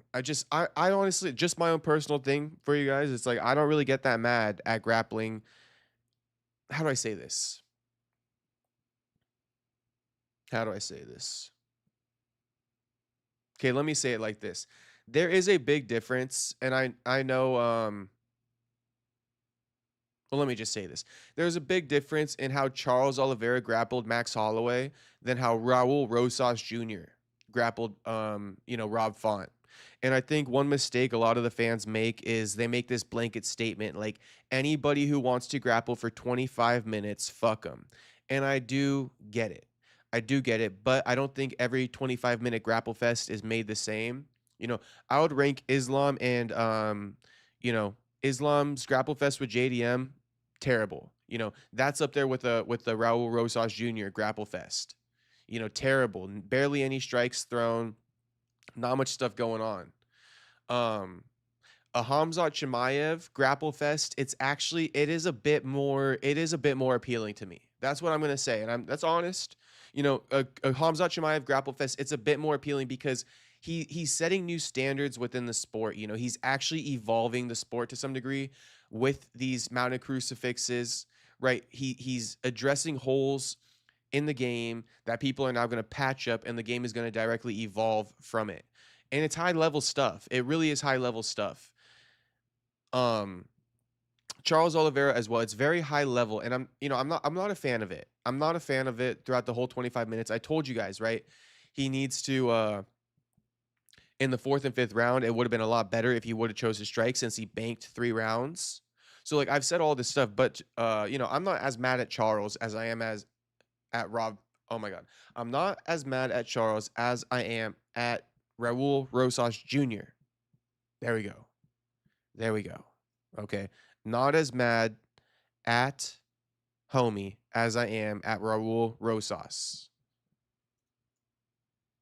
But with that being said, I would have loved for him to strike in the last 10 minutes, because when you talk about a BMF title fight, okay, it's risk. Okay, you take risk, and taking the safe route for the whole 25 minutes, it's obviously not really respectable. Now, respectable and, entertaining and being an elite fighter at what you do, these are all different conversations to be had. That's why I kind of just addressed all of them. Was it a respectable fight? Not really. Is Charles Oliveira elite when it comes to jiu-jitsu? Yes. Is it fun to watch? In the middle, because he's elite, and because he does mix in vicious strikes, and because he did, severely threaten Max with a few rear naked chokes. In that first round, I was on the tip of my toes thinking Max might get submitted, So these are all the things that go into evaluating, and making an opinion about a fight, especially a grapple fest. In my opinion, that's where I stand on it. Shit, hope that helps with you boys. People saying better than those other cards, though. HG says it's a decent card, but Dana fuck it up by hyping it as the best card in history. You're talking about UFC White House HT? Definitely not the best card in history by any means. It is a decent card, though.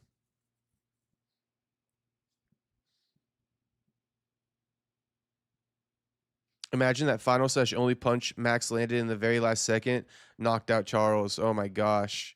Pure cinema. Pure cinema, Tyler Betts. If that happened, movie shit. Bro, who saw the oh my gosh. Who saw the video of Nick Diaz standing at the bar watching the end of that fight? Oh my gosh. Cut to the scene.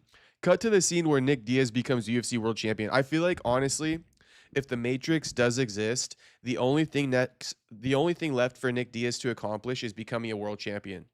I mean, that is the cut scene before you cut to like turning your life around. Like that's the opening scene in a movie, in the Nick Diaz movie, where like he's standing at the bar, you know, so and so just gets crowned the champion. Nick Diaz standing there, super awkward, right? He like down bad. He's just out of rehab, covering back from all this addiction. Then he goes back into fighting to overcome the addiction, becomes a world champion. Like cut to the clip where he starts training again and he gets that title fight and he becomes a world champion. Cut to it, bro. Cut to it. That shit's straight out of a fucking movie. Speaking of cinema, because Tyler Betts was saying, you know, it would be I was saying it would be cinematic to Tyler Betts if Holloway did knock out Charles Oliveira with that last punch. But bro, I mean, honestly, there's no cinema that beats that clip of Nick Diaz. There's nothing that beats it. We'll play it. I'll play it for you guys in a little bit. But I see you guys. LOL, saw that earlier. Saw that shit, LOL. That was awesome. Sick ass clip for real. Yeah, White House card. I got you, HT. It's actually a decent card, HT, but like, yeah, the overhyping is crazy. The hee ha haing about Jon Jones and Pereira was egregious. So yeah, if Nick Diaz gets to win any belt, that would be in the multiverse movie. Honestly, yeah, any belt. Any belt. Sign him to the PFL. JP says, I believe if any 40-year-old can do it, it's Nick. Yeah, it is Nick. Honestly, bro, call me crazy, right, boys? Call me crazy. And honestly, it probably wouldn't happen, but maybe. Who would have been Nick's best chance at beating? I think JDM. Nick at 170 against a JDM, bro. I think that might have been Nick's best chance at winning. That's a good idea for a clip edit, TBH. I could just see it. While I was watching the clip, I'm like, bro, is this a movie scene? Like, this is a straight movie scene right now. Like, cut the cameras. Like, let me see the back end. Like, where's the directors? Everybody come out from behind the shadows. Like, you guys must be filming the Nick Diaz documentary right now. Like, the Nick Diaz movie must be getting filmed as we speak. Like, I feel like in the back of my mind, behind that phone camera, right, there's a director back there. Like Nick Diaz, he filming the Nick Diaz documentary as we speak. That was like Wolverine, LOL. That was like a scene out of X-Men. Yeah. Facts though, perfecto. Facts with the X-Men or with the Wolverine. Facts with the Wolverine. Nick inspired JDM. Exactly. JDM can't beat his daddy now. Okay, let's hear the rest of this clip. I actually haven't heard the full thing anyway. And shout out to everybody watching. Okay, I have no clue how many people are watching right now, but shout out to all you guys watching. Please like the stream. 25 likes is the goal. If you're not subscribed to the channel, subscribe to the channel. We are live every day for the next 90 days. Today is day 12. Today is day 12. It's all true. And you guys all bust my balls about how much I love Jon Jones. And Jon's the greatest of all time. No way in hell Jon Jones is going to be booked for the White House card. Wasn't going to happen. But the matchmakers were out talking to everybody, seeing what was possible, and they brought me every possible fight that could be made. Okay. All right, Dana. You know, I just feel like we need to cue the Piers Morgan interview with him hee ha haing. I just feel like we need to cue it.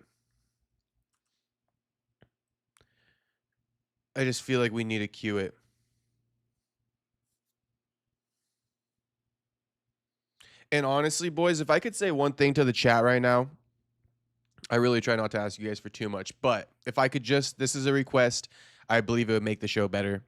And not saying it has to be done, but just, I'm going to throw the idea out there.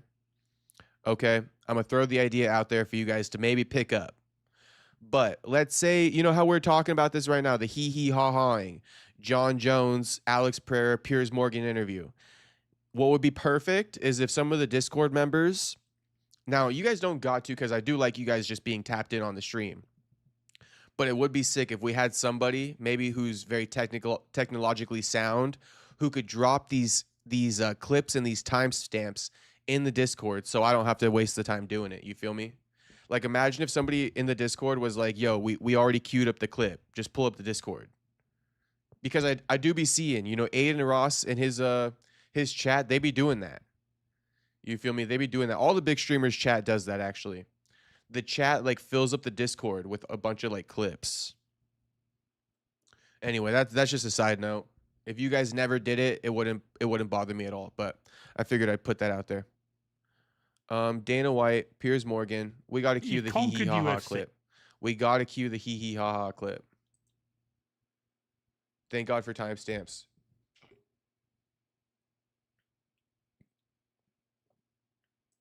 Trump's 80th birthday. Oh, and he did this with Conor McGregor too. It's just like, bro, you hyped it up and you had the opportunity to put McGregor and Jon Jones and you didn't because of greed. You didn't because of greed.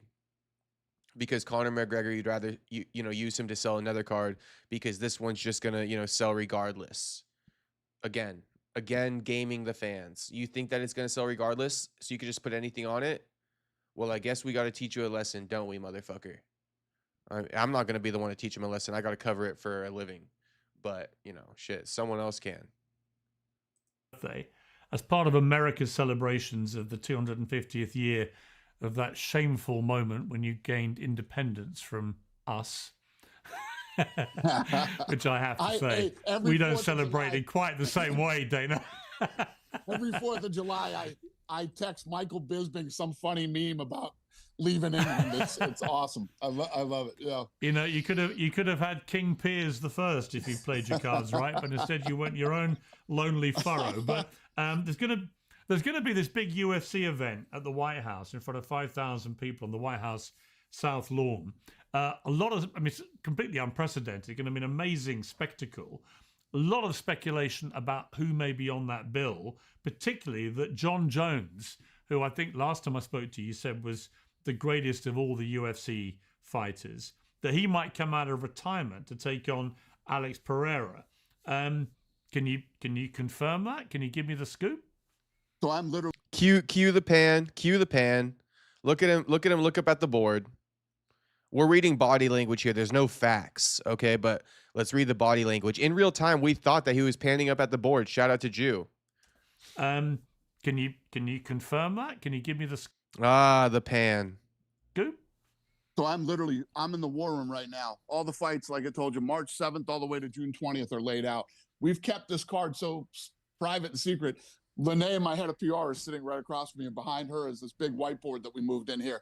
And the whole card is laid out right here on the whiteboard. So you know who it is? Look at him. I'm looking at it right now. I'm staring at all 6 fights. We're scheduled to do 6 fights. Are you looking at the names? Are you looking at the name Jon Jones as you stare at that whiteboard? Hee hee ha ha. We were going to do 6 fights. I might actually do 7. I might add one more, but yeah, I'm excited. I'll announce. Well, the word is the word. Why he should have said no. He should have said no. He should have said, "I'm not looking at Jon Jones' name. He's not on here." He was disingenuous to keep the hype going, and I don't respect it. I just don't respect it, bro. I just don't respect it. Call me like a vibe kill. Call me a buzz kill. Whatever you want to call me. I don't respect it, bro. I don't respect it. I don't respect it. Or he was still in negotiations with Jon. That's why it's kind of tough, bro, because it's like we're just speculating, and I'm happy to speculate. But if I'm going to speculate, we got to speculate full circle. And it's like, I don't know. Was he still in negotiations at this time? Was it still a maybe? Were there still multiple moving parts here? You know, because I mean, Gaethje even said he wasn't even booked yet. So did Dana even know? Was it still up in the air? I don't know. I don't know. I honestly don't know. Part of me thinks it was still up in the air. Part of me thinks at this moment in time, also with what we know about Gaethje, right? I can play that clip too, but also what we know about Gaethje saying that he wasn't going to get the fight, and then the day before it got announced, he was told he's on the White House card. Right now, as it stands, I think Dana was still in negotiations with Jon Jones at the moment of this Piers Morgan interview. That's going to be my take at this moment in time. Third is your surprise addition, maybe Conor McGregor. Interesting. You know, it's funny. Every day when I wake up, somebody will send me leaked this fight's happening. Like all these guys on the internet are putting like every fight that is possible to make out there that it's going to happen at the White House. I think if they keep throwing enough shit out there, something's going to stick, and eventually they have to be right. You know what I mean? There's only everybody in each weight class, the top 15. You know, they keep putting together every fight that's possible, so eventually they're going to be right. But yeah, are you having to? Well, I guess a lot of people were right, you know, about Justin Gaethje, Ilia Topuria. But again, we don't know, man. We don't know. It's fun to speculate. Very fun to speculate. In my opinion, they were still negotiating at this moment in time. But then if you go back to the first clip, right, of Dana saying Jon was never, ever in consideration, right? I think I'm going to call cap on that. Jon was in consideration. They were probably still negotiating with him at this moment in time.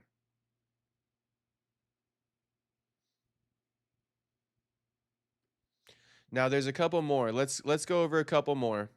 This is a big old story right here. This is a big old story.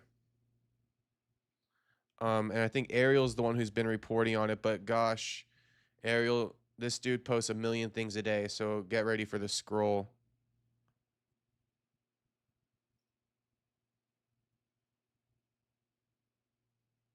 Oh, now Ariel's covering Jai Opatai because he one of these. I don't keep my mouth shut. Keep my mouth shut. Oh, and I do want to read the chat real quick though. You guys are asking. You guys are at 25 likes, so thank you guys, everybody who ran up the likes. I see people saying give Colby to Nick. JDM should have never been champ in my opinion. Other than Bilal, his best one was Holland or a washed, undersized Gilbert. Tyler Betts, you literally took the words out of my mouth, homie. I was so pissed off when fucking JDM got that opportunity over Joaquin Buckley. Are you crazy? After the year Joaquin Buckley turned in 2024, fucking JDM comes up off the couch for the short notice fight. Insane work. JP says, who does Nick fight on his return? People are asking about the Luque fight too. You think they should rebook the Lupe fight? Says Tony. Honestly, yeah, probably. But Nick says he doesn't want the Luque fight, so I'm gonna say the Luque fight though. Let's get a gauge on Nick. You know, you beat Luque, okay? Now we in conversation. You can't get past Luque, you're fucked. 80 says Nick Diaz looks like he's at a Mexican restaurant looking in dismay and disappointment of what the UFC and MMA has become. What has the world come to? Nick Diaz is asking himself for real. Damn. He is. He's like, damn, all this grappling and shit, all this boring ass shit for this BMF belt. Juice Man goes live every day for 90 days. Sick. Yes, sir. Yes, sir. For the next 90. Yeah, that was a real post by Nate, by the way, AD. That was a real post. Okay, what was I going to pull up, though? I was going to pull up...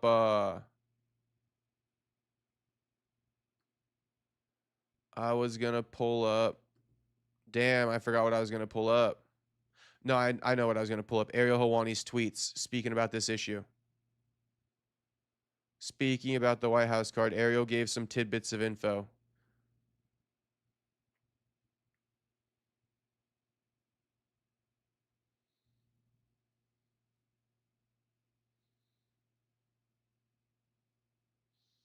Okay, so here's one of them. I'm going to read them almost backwards, but whatever.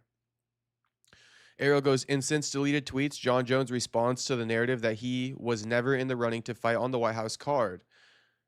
FWIW, I don't know what that means. Jones is 100% right. They did talk. They did negotiate. They just didn't close the deal. Not sure why Dana said otherwise yesterday. Well, I guess I do know. Why would you want to admit when everyone is poo-pooing a card that you couldn't agree to terms with a massive name like Jones? So you see, this is what I told you guys. I saw Ariel's tweet, and I gave you guys this opinion already. And no, I didn't try to steal it as my own. I told you. I read Ariel's tweet. Let me tell you what he said. Right? So this is what Ariel said. I read this today. You know, and it does make a lot of sense to me. I saw Space Kid saying that makes sense to him too. Okay, and then here's another one. You know, he quote unquote may not have, but the people who book fights definitely did. Never got close though, and it wasn't the fight that fell off. Okay, so Ariel says the fight never got close. You know, Ariel has the whole story. He's going to tell us all tomorrow. I'm speculating right now, and then Ariel's going to tell us the whole story tomorrow.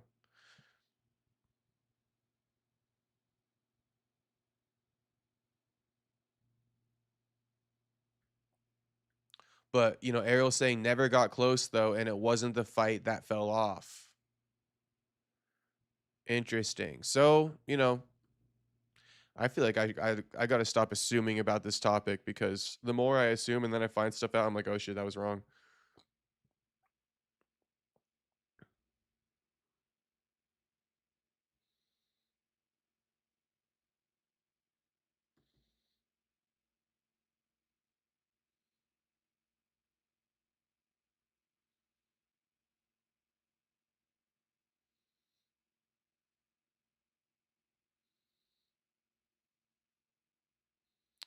Ariel says, when I say 9 out of 10, I say that while taking a realistic look at the roster plus the management's ability to make mega fights, because Ariel ranked the UFC White House card a 9 out of 10.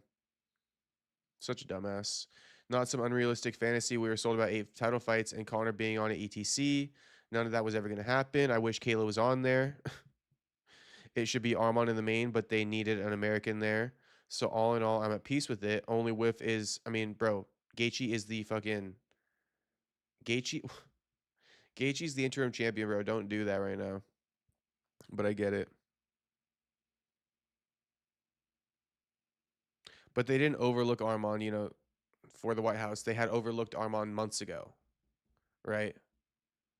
They overlooked Arman months ago. And saying they needed American for the White House, that's the reason why it's kind of bullshit, is because, no, you know, the American spoiled the plans. It was supposed to be Patty versus Ilya at UFC White House. That was the plan. That's why Arman got overlooked. That's fine. You know, Ariel could misspeak. I've been misspeaking tonight as well. But, yeah, it's like, you know, Ariel should have been, or Arman should have been in the main. What are you talking about? The only thing you could say about Arman is that he should have been the one that fought Patty. You know, we shouldn't have played that game back then. But, yeah. Ariel rating this card at 9 out of 10 is crazy, though. So that's the thing. They said they weren't close to the Jon Jones negotiation.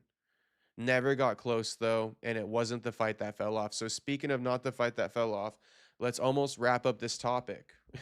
This has been a hour and 40. Oh, and we were chopping it up heavy all stream, so whatever. It's not really this long of a topic, but there's been a lot of side notes. So Dana, you know, he has responded. He has responded. And we got to look at the Gaethje clip too. Dana's responded. Hold on, sorry. This is the wrong one. Here it is. Dana White says Ilia Topuria versus Islam Makhachev is not the White House fight that fell out on Friday night. He also says Ilia Topuria originally wasn't supposed to be on the card either, and Islam Makhachev is currently recovering from a hand injury. Quote, that's not true. It was never Islam versus Topuria. Don't worry about what fights are being made. We announce which ones are made. Honestly, I was getting that vibe too. It's like, oh my gosh, all this speculation. It's only a matter of time before he said that to him. Quit asking. Quit fucking asking. Oh, you gotta fucking operate this minefield very, very carefully, because you will be hit with the quit fucking asking. But let's hear it from Dana. Let's hear from Dana, and then let's hear what Gaethje said. You know, Gaethje also revealed details. It's so many like plugging in the pieces from all over the place going on. I will admit, a lot of that. And then we run back to Dana, and we're like, "So is this one?" I would be annoyed too. I would be annoyed. And the White House card, there's a lot of reporting out of Spain today saying that it was going to be Ilia Topuria and Islam Makhachev, and that fight fell apart That's on not Friday. Well, Justin Gaethje also said like he was told Thursday he wasn't on the card, and then on Friday he was. That is true. So what happened with Islam, I guess? Because you know how fans are, a lot of them. That's not true, I said. Sure. So It was never Islam versus Ilia. Topuria, yeah. So anyone who thinks Islam ducked this fight or anything like that, it's all incorrect. Don't worry about what fights are being made. We announce which ones are made and which ones will be happening. I told you there were some weird circumstances. The reason that fight fell out, and it wasn't up on stage with Mick Hunter and Sean, it was that power slap that the fight fell apart that night. And then all the boys went back to the office and literally were there till 9 in the morning. And that's how Gaethje ended up on the card. When can we expect to see Islam Makhachev back? And Topuria wasn't originally supposed to be on the card either. Okay. So he got the call too. Gotcha. When can we expect to see Islam Makhachev back? I don't know. He's got some hand issues. I know that. I don't know how serious the hand issues are or how long that will keep him out. But, yeah, he's injured. What the hell is going on? I honestly don't even get what's going on now.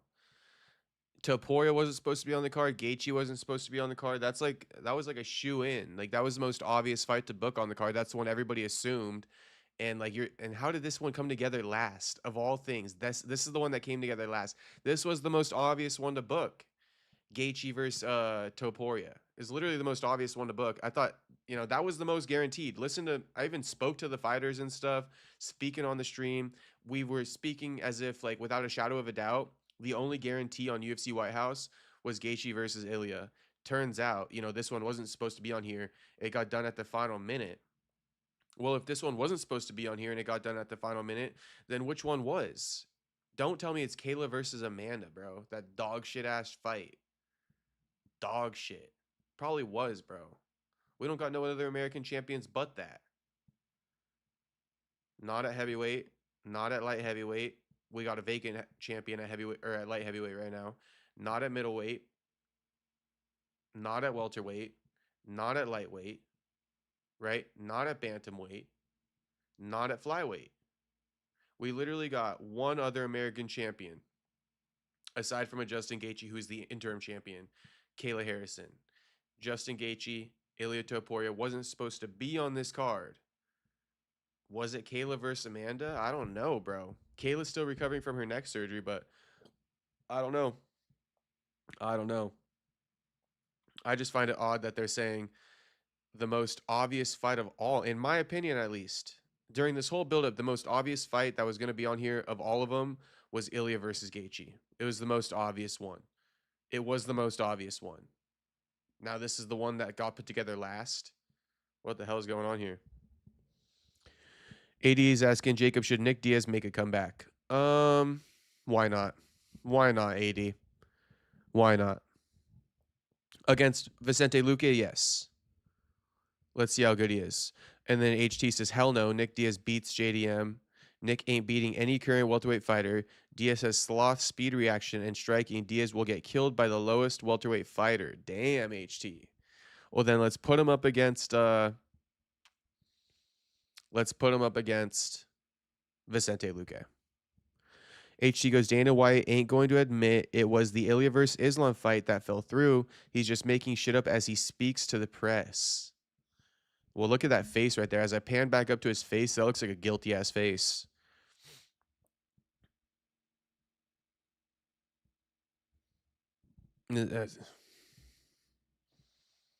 Yeah, so, you know, he's saying, you know, Ilia versus Islam was never, right? Because people are taking this clip, right? Dana got asked this question because of this clip right here. Because of this clip. Well, also because of reports like this. And the White House card, there's a lot of reporting that Champ Brown's put out, like the UFC White House fight that fell through on Friday night was Islam Makhachev versus Ilia Topuria per This news outlet, negotiations for Topuria versus Makhachev didn't begin until last week.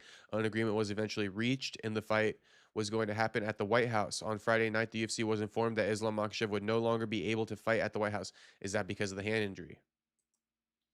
You know, homie just cites an injury whenever he needs to, when he's getting off cycle, or what? That's homie's game plan. I see through it, fucking Islam. I'm trying to pull up the Champ Brown's clip of Justin Gaethje. Yeah, so here's Justin Gaethje. Here's Justin Gaethje kind of revealing it. Gaethje goes, Justin Gaethje says he was told on Thursday he would not be fighting at the UFC White House event.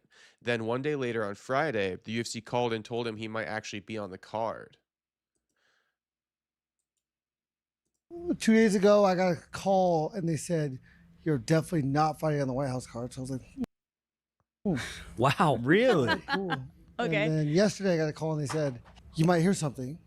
You might be on the White House card. And I was like, how are you going to go complete 180 turn on me? And then today I found out that I was on it. I didn't know if I was main event. Really? Oh, so it was a big secret. Even the fighters really didn't know. 2 days ago, I got a call and they said, yeah, so I think it's super weird that these fighters don't necessarily know what's going to happen with their career, and that it gets navigated by the UFC. I think it's super weird. Like, Gaethje should have been a part of this conversation.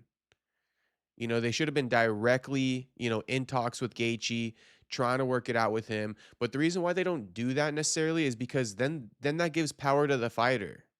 And they'd rather put the eggs in their own basket than the fighter's basket. But, they really should be communicating with the fighter and, working together as a partnership to get these fights to happen. Not just like, oh, here you are, you're on this fight. And I did want to say something. This topic's pretty much done with now. This topic is pretty much done with now. And now I'm on a side note. And, it ain't no hate on Guru. It ain't no hate. But Guru did have something to say, and it's like, bro, what the fuck are you saying? So let's hear what Guru has to say. And it's like he speaks about something that is true, but then he like contradicts himself while he thinks he's cooking. So here's what Guru had to say. He goes, the UFC is dying because a lot of the roster are not real fighters. We have a load of, and that's true. A lot of the roster are not real fighters. But then I would argue too that let's just read it. We have a lot of champions and contenders that will only fight once every 8 months, never on short notice, never while injured, needing a 12-week training camp. So really isolate these last three, right? Never on short notice, never while injured, needing a 12-week training camp. So this is the real problem with the UFC. It's not I know that I said this is true up here. Not real fighters. And while yes, that is true, the UFC doesn't have not real fighters. That's not the problem that's killing the UFC. It's not the fact that they don't possess real fighters. It's not the fact that these fighters don't fight on short notice or fight while injured. In fact, that would water down the product even more. And arguably, that is the norm in the UFC. All the fighters take fights on short notice. Nobody gets a full training camp. Okay, all these, and everybody does fight injured to some degree. To say never while injured is like a pure assumption. Like, these guys fight injured all the time. Needing a 12-week training camp. 12-week training camp, but they never take it on short notice.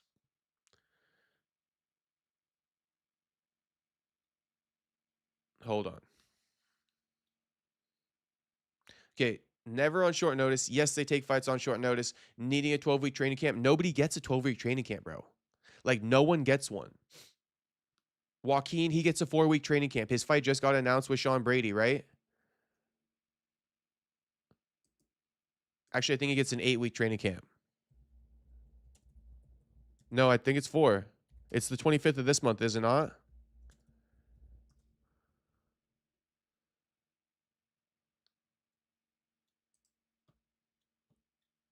April. Okay, 25th of next month. So Joaquin got 8 weeks. So it's not like needing a 12-week training camp. In fact, I would like to see more guys getting 12-week training camps, really being able to take time to evolve their skill set over a course of 12 weeks. 12-week training camp should be the norm. Taking fights on short notice is watering down the product. You know, having to fight injured can water down the product because these guys are going to get ran through fighting with injuries they shouldn't be fighting with, all right, not reaching the potential they should be reaching. And that's not why the UFC is dying. Why the UFC is dying is because of the lack of elite skill level inside the promotion. I made a bookmark because someone else, you know, is also reacting to why the UFC is dying, and I reside with this more. I reside with this more.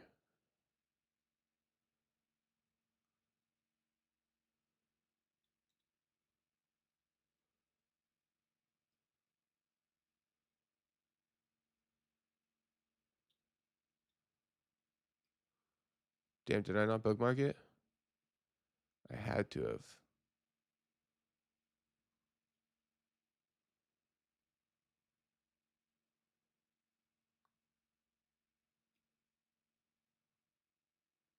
I guess not. But no, essentially it's because, you know, the UFC, they're hosting too many cards to some degree, and they're signing too much you know. Damn, I can't believe I don't got a bookmark. This dude did have a great take. This dude did have a great take. I'm trying to find it, but I don't think I will.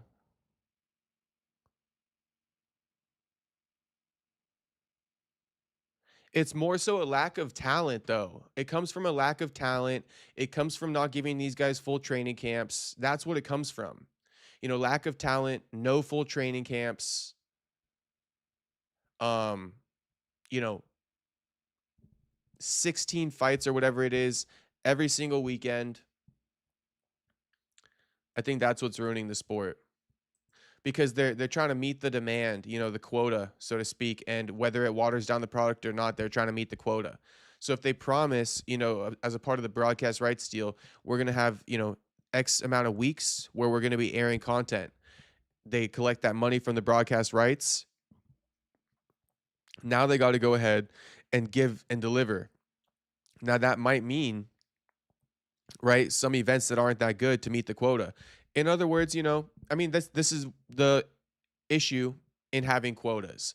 This is why they get on cops, because at the end of the month, so to speak, cops are more inclined to pull you over for some bullshit because they got to meet their quota that you could have got off with early in the year or earlier in the month when the quota, you know, has a lot more time to be met, right? They're not going to arrest you for some bullshit or pull you over for some bullshit at the beginning of the month just to meet their quota.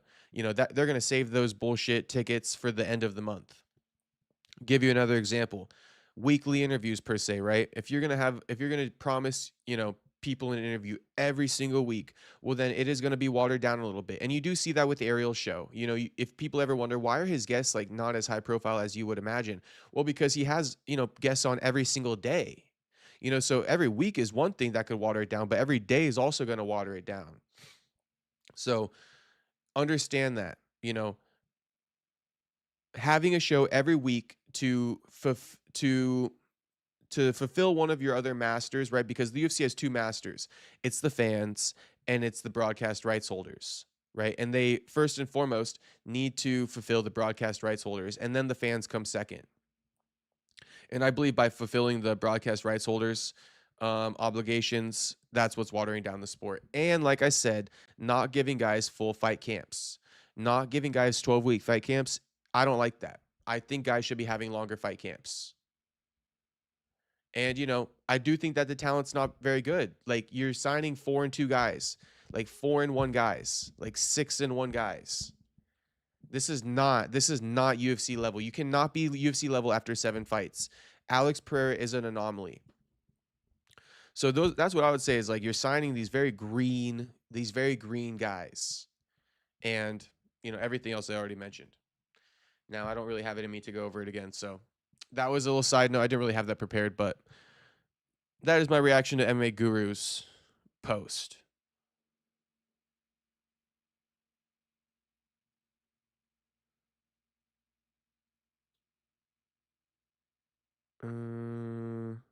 Oh, we got to look at this too, because this is Jon Jones. This is that clip that Dana was talking about, Jon, where he's like, and then it was crazy as Jon came out and Jon said that, like, you know, I'm in negotiations with the UFC. Here it is. Here it is. I'm in negotiations with the UFC about this White House thing as well.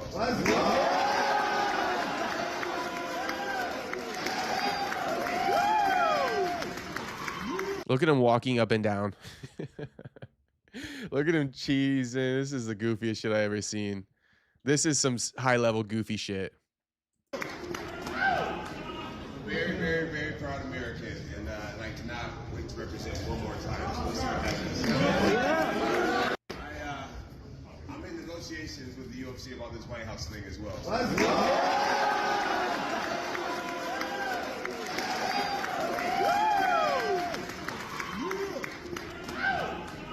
Very, very, very proud American, and I cannot wait to represent one more time. We'll see what happens. Hey, so Space Kid goes knowing damn well he ain't fighting on that bitch. Look at this though. Look at this.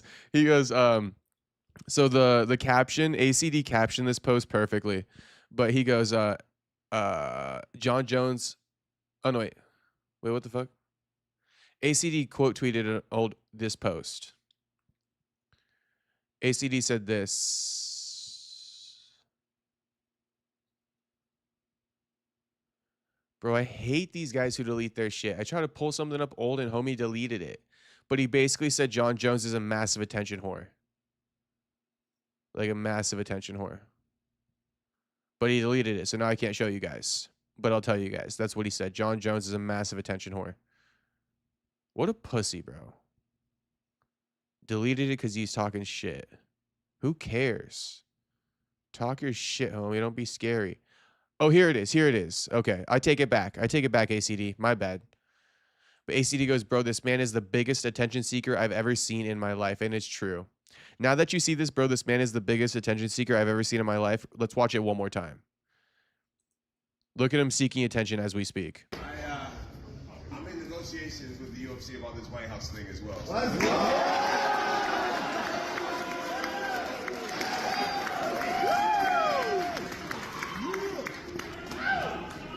Very, very, very proud American, and I cannot wait to represent one more time. We'll see what happens.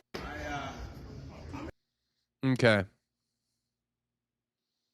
So I still do have the poll up. I still do have the poll up. And the question is, you know, who's lying? Dana lying or Jon lying? Space Kid, have you switched sides at all? Space Kid, are you now on, you know, the side that Jon Jones is lying or what? I'd be interested to see because, you know, technically, I feel like Jon Jones wasn't lying here. I know what's being hyped up, and I know I just hyped it up being like he's seeking attention, you know, he knew it, but shit. In my honest opinion, okay, no joking around. No joking around. I think that Dana's the one that's lying. I think that they did try to speak with Jon Jones. I believe Ariel when Ariel says that, you know, they negotiated with Jon, but they didn't get close. I do believe that. I do believe it. And I guess that's all I could really say for now. Jon and Dana are the best at getting people's hopes up. That is true. Tony says, LMAO, all those people cheered for nothing. They did. AD goes, UFC has a big roster and their little name recognition for many of the fighters, and some of the best fighters only fight once a year, like Kamzat, no story line buildups. Perfect for Nick Diaz to return. So I say all that to say it's perfect time for Nick Diaz to return. I love it, AD. Hero says UFC is getting boring. They don't give what the fans want. White House card sucks. You know what's funny is, guys, I've been saying this all year long, and I'm not saying anybody in the chats made me feel like a Debbie Downer, but I've myself felt like a Debbie Downer. I've honestly felt like I'd be lying to you guys if I didn't think to myself at times, like, you know, am I portraying the right message out? Like, am I being too negative to the people who watch me every day? You know, because I do try to gauge it a little bit off of like, you know, I don't just want to be coming on here being a negative Nancy every day for you guys if you guys are going to get sick of that. So I have thought a few times, like throughout this year, I've been like, am I being too negative? Like, do I need to up the positivity? Do I need to like care more about these bullshit fights? Or is it fair of me to just call it a spade and be like, I hate this fight. I don't watch fights like this. You know, fuck the female fights too. And honestly, I think I've been cooking all year and people are finally coming around to it. That's how I feel now. You know, I did think I might have been being a little bit negative. Even with the White House card last night, when it got announced, I gave you guys my raw thoughts about the UFC White House card, and then boom, you know, which was negative. I had negative thoughts about the UFC White House card, and then I instantly in the back of my head, I'm like, oh man, like, am I shitting on a card that these guys are gonna probably like, you know, be fucking with? Am I being too negative again? But then I see the chat, and the chat's like, fuck this card too, fuck this card too. So it's like, okay, I am on, you know, I got my finger on the pulse. I know it, bro.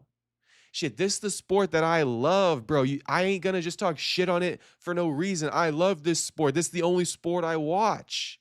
This is the only thing I pay attention to on the daily basis is this. So, you know, with all that being said, it's like, yeah, maybe I have been very negative. I think it's all been warranted all year long. All year long.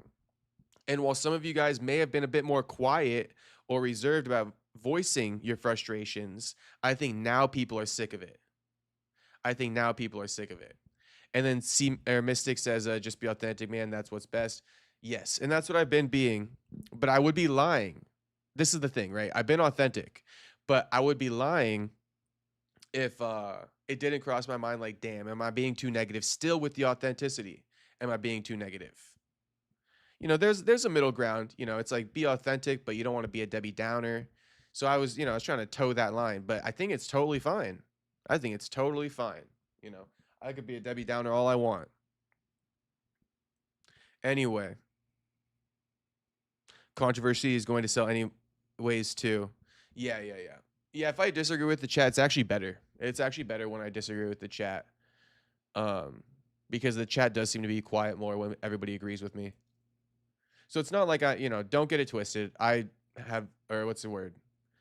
more than willing to disagree with the chat, but I have thought to myself a few times, am I being too negative? Am I being too negative? And I don't think I'm being too negative. I've come up with my answer. I don't think I'm being too negative. I'm standing 10 toes down on it again. Shit, but we all can check ourselves. In fact, it's probably a good thing to check yourself every now and again. Check the temperature of yourself, right? Take a little gauge, take a little inventory, and then figure it out. Are you going to stand on that shit, or are you going to make a little adjustment? Shit, I'm standing on it. No adjustment needed. We locked in. We got the finger on the pulse. My ear is to the streets. All right, so while we're being honest, let's continue the honesty. Do I want to do the last topic of the day? Maybe not. Oh, Dana responds to Conor Benn Backlash. Yeah, so here's what we're going to do. We're not going to do the last topic of the day. Sorry. I apologize. I apologize for not doing the last topic of the night, but we will play the clip of Dana and Conor Benn. We will play the clip, but we'll get into this story tomorrow. Okay, that's what we're going to do. We're going to get into the story tomorrow. So this is a little cliffhanger for tomorrow, boys. Just a bit late night here. The other story took a while. We're 2 hours into the stream. Tomorrow, we're going to have an earlier stream. We'll have more time to cover topics. We can even go longer if need be. But let me just tease this up right now.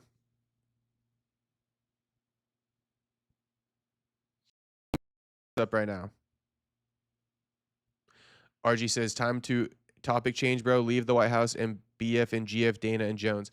Yeah, we are. We're actually going to be done with the stream. But let me play this. Dana White on UFC Fighters speaking out after hearing Conor Benn got paid $15 million to fight on Zuffa Boxing. Let's hear what Dana got to say. The reason why we're going to cover this tomorrow is because I want to get together all the clips of the fighters' reactions, and I want to play it, after we hear Dana's reaction. So we're only going to play Dana's reaction tonight. It's going to be a little teaser. Tomorrow, we're going to get more into this topic. But it's a very, it's a developing topic, and you guys know I love a developing topic. So let's hear what Dana got to say. about, you know, UFC fighters not being happy about him paying Conor Benn $15 million. Look, the Conor Benn signing for Zuffa Boxing or the one-off ring show for $15 million has expectedly got a reaction from UFC fighters who see the $15 million figure. Now, I know that Mark Shapiro said that's Turkey's money, but what would you say to UFC fighters who see Conor Benn earning that sort of money and maybe being a little bit frustrated? Well, listen, everybody, why is it a bad thing when guys make more money? You know what I mean? It's never a bad thing when guys make more money. It's always a good thing when there's more money in Yeah, and we'd like to see your fighters get that money, homie. Sport. And since 2001, fighter pay has gone like this nonstop. Obviously, we just got, you know, a great television rights deal. I promise you that fighter pay is going to be just fine over the next 7 years. More unfulfilled promises. I promise you fighter pay is just going to be just fine over the next 7 years because we just got a new broadcast rights deal that we haven't, you know, shared any of it with the fighters yet, essentially. You know, aside from the new bonus that they deployed, where has that money come out of the media rights deal and gone to the fighters? We've heard it a million times. The fighters say that you know, they're not receiving it. I've spoken to fighters. You know, they tell me they haven't renegotiated their contracts. I'll just ask you guys a simple question. Okay, I'm just going to ask you guys a simple question. Joaquin Buckley, he just got booked against Sean Brady. Okay, since his fight with Kamaru Usman and since the booking of this Sean Brady fight, the signing has taken place. We have officially morphed into the Paramount era beginning at the start of 2026, right? This was the beginning of it. Do you guys think that Joaquin Buckley signed a new deal? He got an upgrade in his contract as a result of the Paramount Plus deal? Do you guys think that happened? Okay, let's take it a step further. Let's say it just wasn't time to renegotiate, right? Let's just say it wasn't time to renegotiate. They plan on giving him more money when he renegotiates his deal. How much more than before? How much more than before? How much more than before? Because I believe Joaquin also confirmed on this platform he gets paid 150, right? Show win 150. So he's, you know, max making 300,000. So when he re-signs his new contract, when he renegotiates, how much more is it going to get bumped up? You know, stop with the promises. I can assure you, I can promise you, I don't want to hear it. I don't want to hear it. I want to know how much these guys are getting bumped up. Right? We know what the base pays are. So let's see. I mean, what would be suffice? Doubling Joaquin's purse? Should he make, you know, 300 and 300? Would that be enough? Would it not be? You know, should we, you know, triple his purse? Should he go from 300 to 900? What should it be? What's the gauge? And what would they have been making under the previous deal? Right? What was the model then? What's the model now? Let's see it. Let's see it. You know, lots of promises, Dana. Like you always like to say, Dana, let's see what these fighters are getting paid a year from now, motherfucker. That's what you always got to say about Zuffa Boxing. Come back in a year from now and see how we're doing a year from now. Let's see how much these fighters are getting paid a year from now. Let's see how much these UFC fighters are getting paid a year from now, homie. You love to say that. Let me take the famous words right out your mouth. Everybody come back and see what Zuffa Boxing, where we're at a year from now. No. Fuck that. Fuck that. I could give a fuck where Zuffa Boxing is a year from now. I'm worried about UFC fighter pay. Let me see what these guys are making a year from now. Tony says, didn't Gaethje say his pay didn't change at all? Exactly my point, Tony. So do you think a guy like Joaquin Buckley, his pay changed before he signed the contract for Sean Brady? Do you think? Fuck no. That's just an assumption, but fuck no.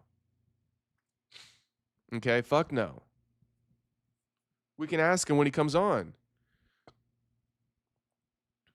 But that's what I got to say. And we'll look at this more tomorrow.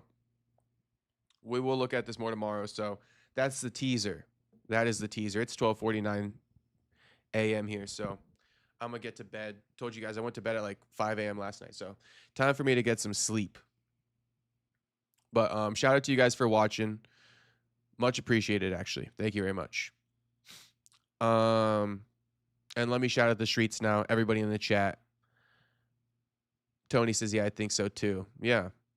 RG says, trying to milk the fighters till the contracts are finished. It's just ridiculous. I know. I wish I could actually continue this topic. So I would like for you guys to be in here tomorrow because we will be diving in. Like I said, a lot of fighters have reacted to the 15 million. You know, Max Holloway, Israel Adesanya, MVP. The list goes on. I actually have a running list.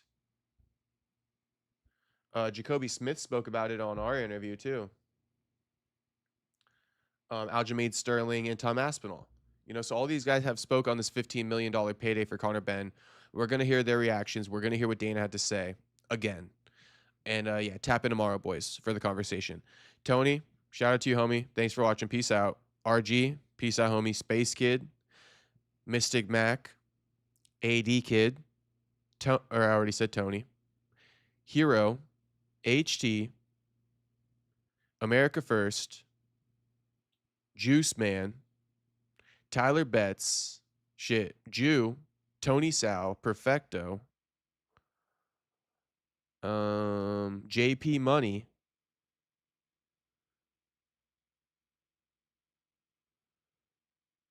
shout out Ruby Z, shout out Lord of the Flies,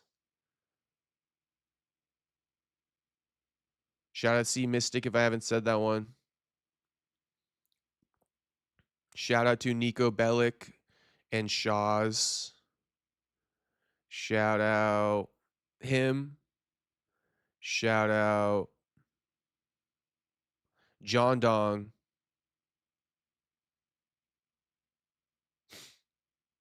Shout out You're Retarded. My man You're Retarded in the chat. Good to see him. Shout out Jim Lotus if he was in here tonight. I didn't see him though. Shout out to Dylan. Dylan was in here. Shout out to Zin something. MLE. Shout out to all the boys. That's pretty much all of them. Chain Firing Mech Warrior. Shout out, homie. Shout out to Andrew Nance. Homie Andrew Nance was in here.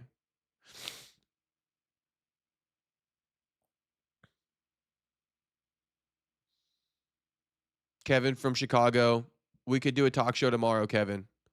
M354, shout out to you, homie, and shout out to Soda Pop. All right, guys, I will see you all tomorrow.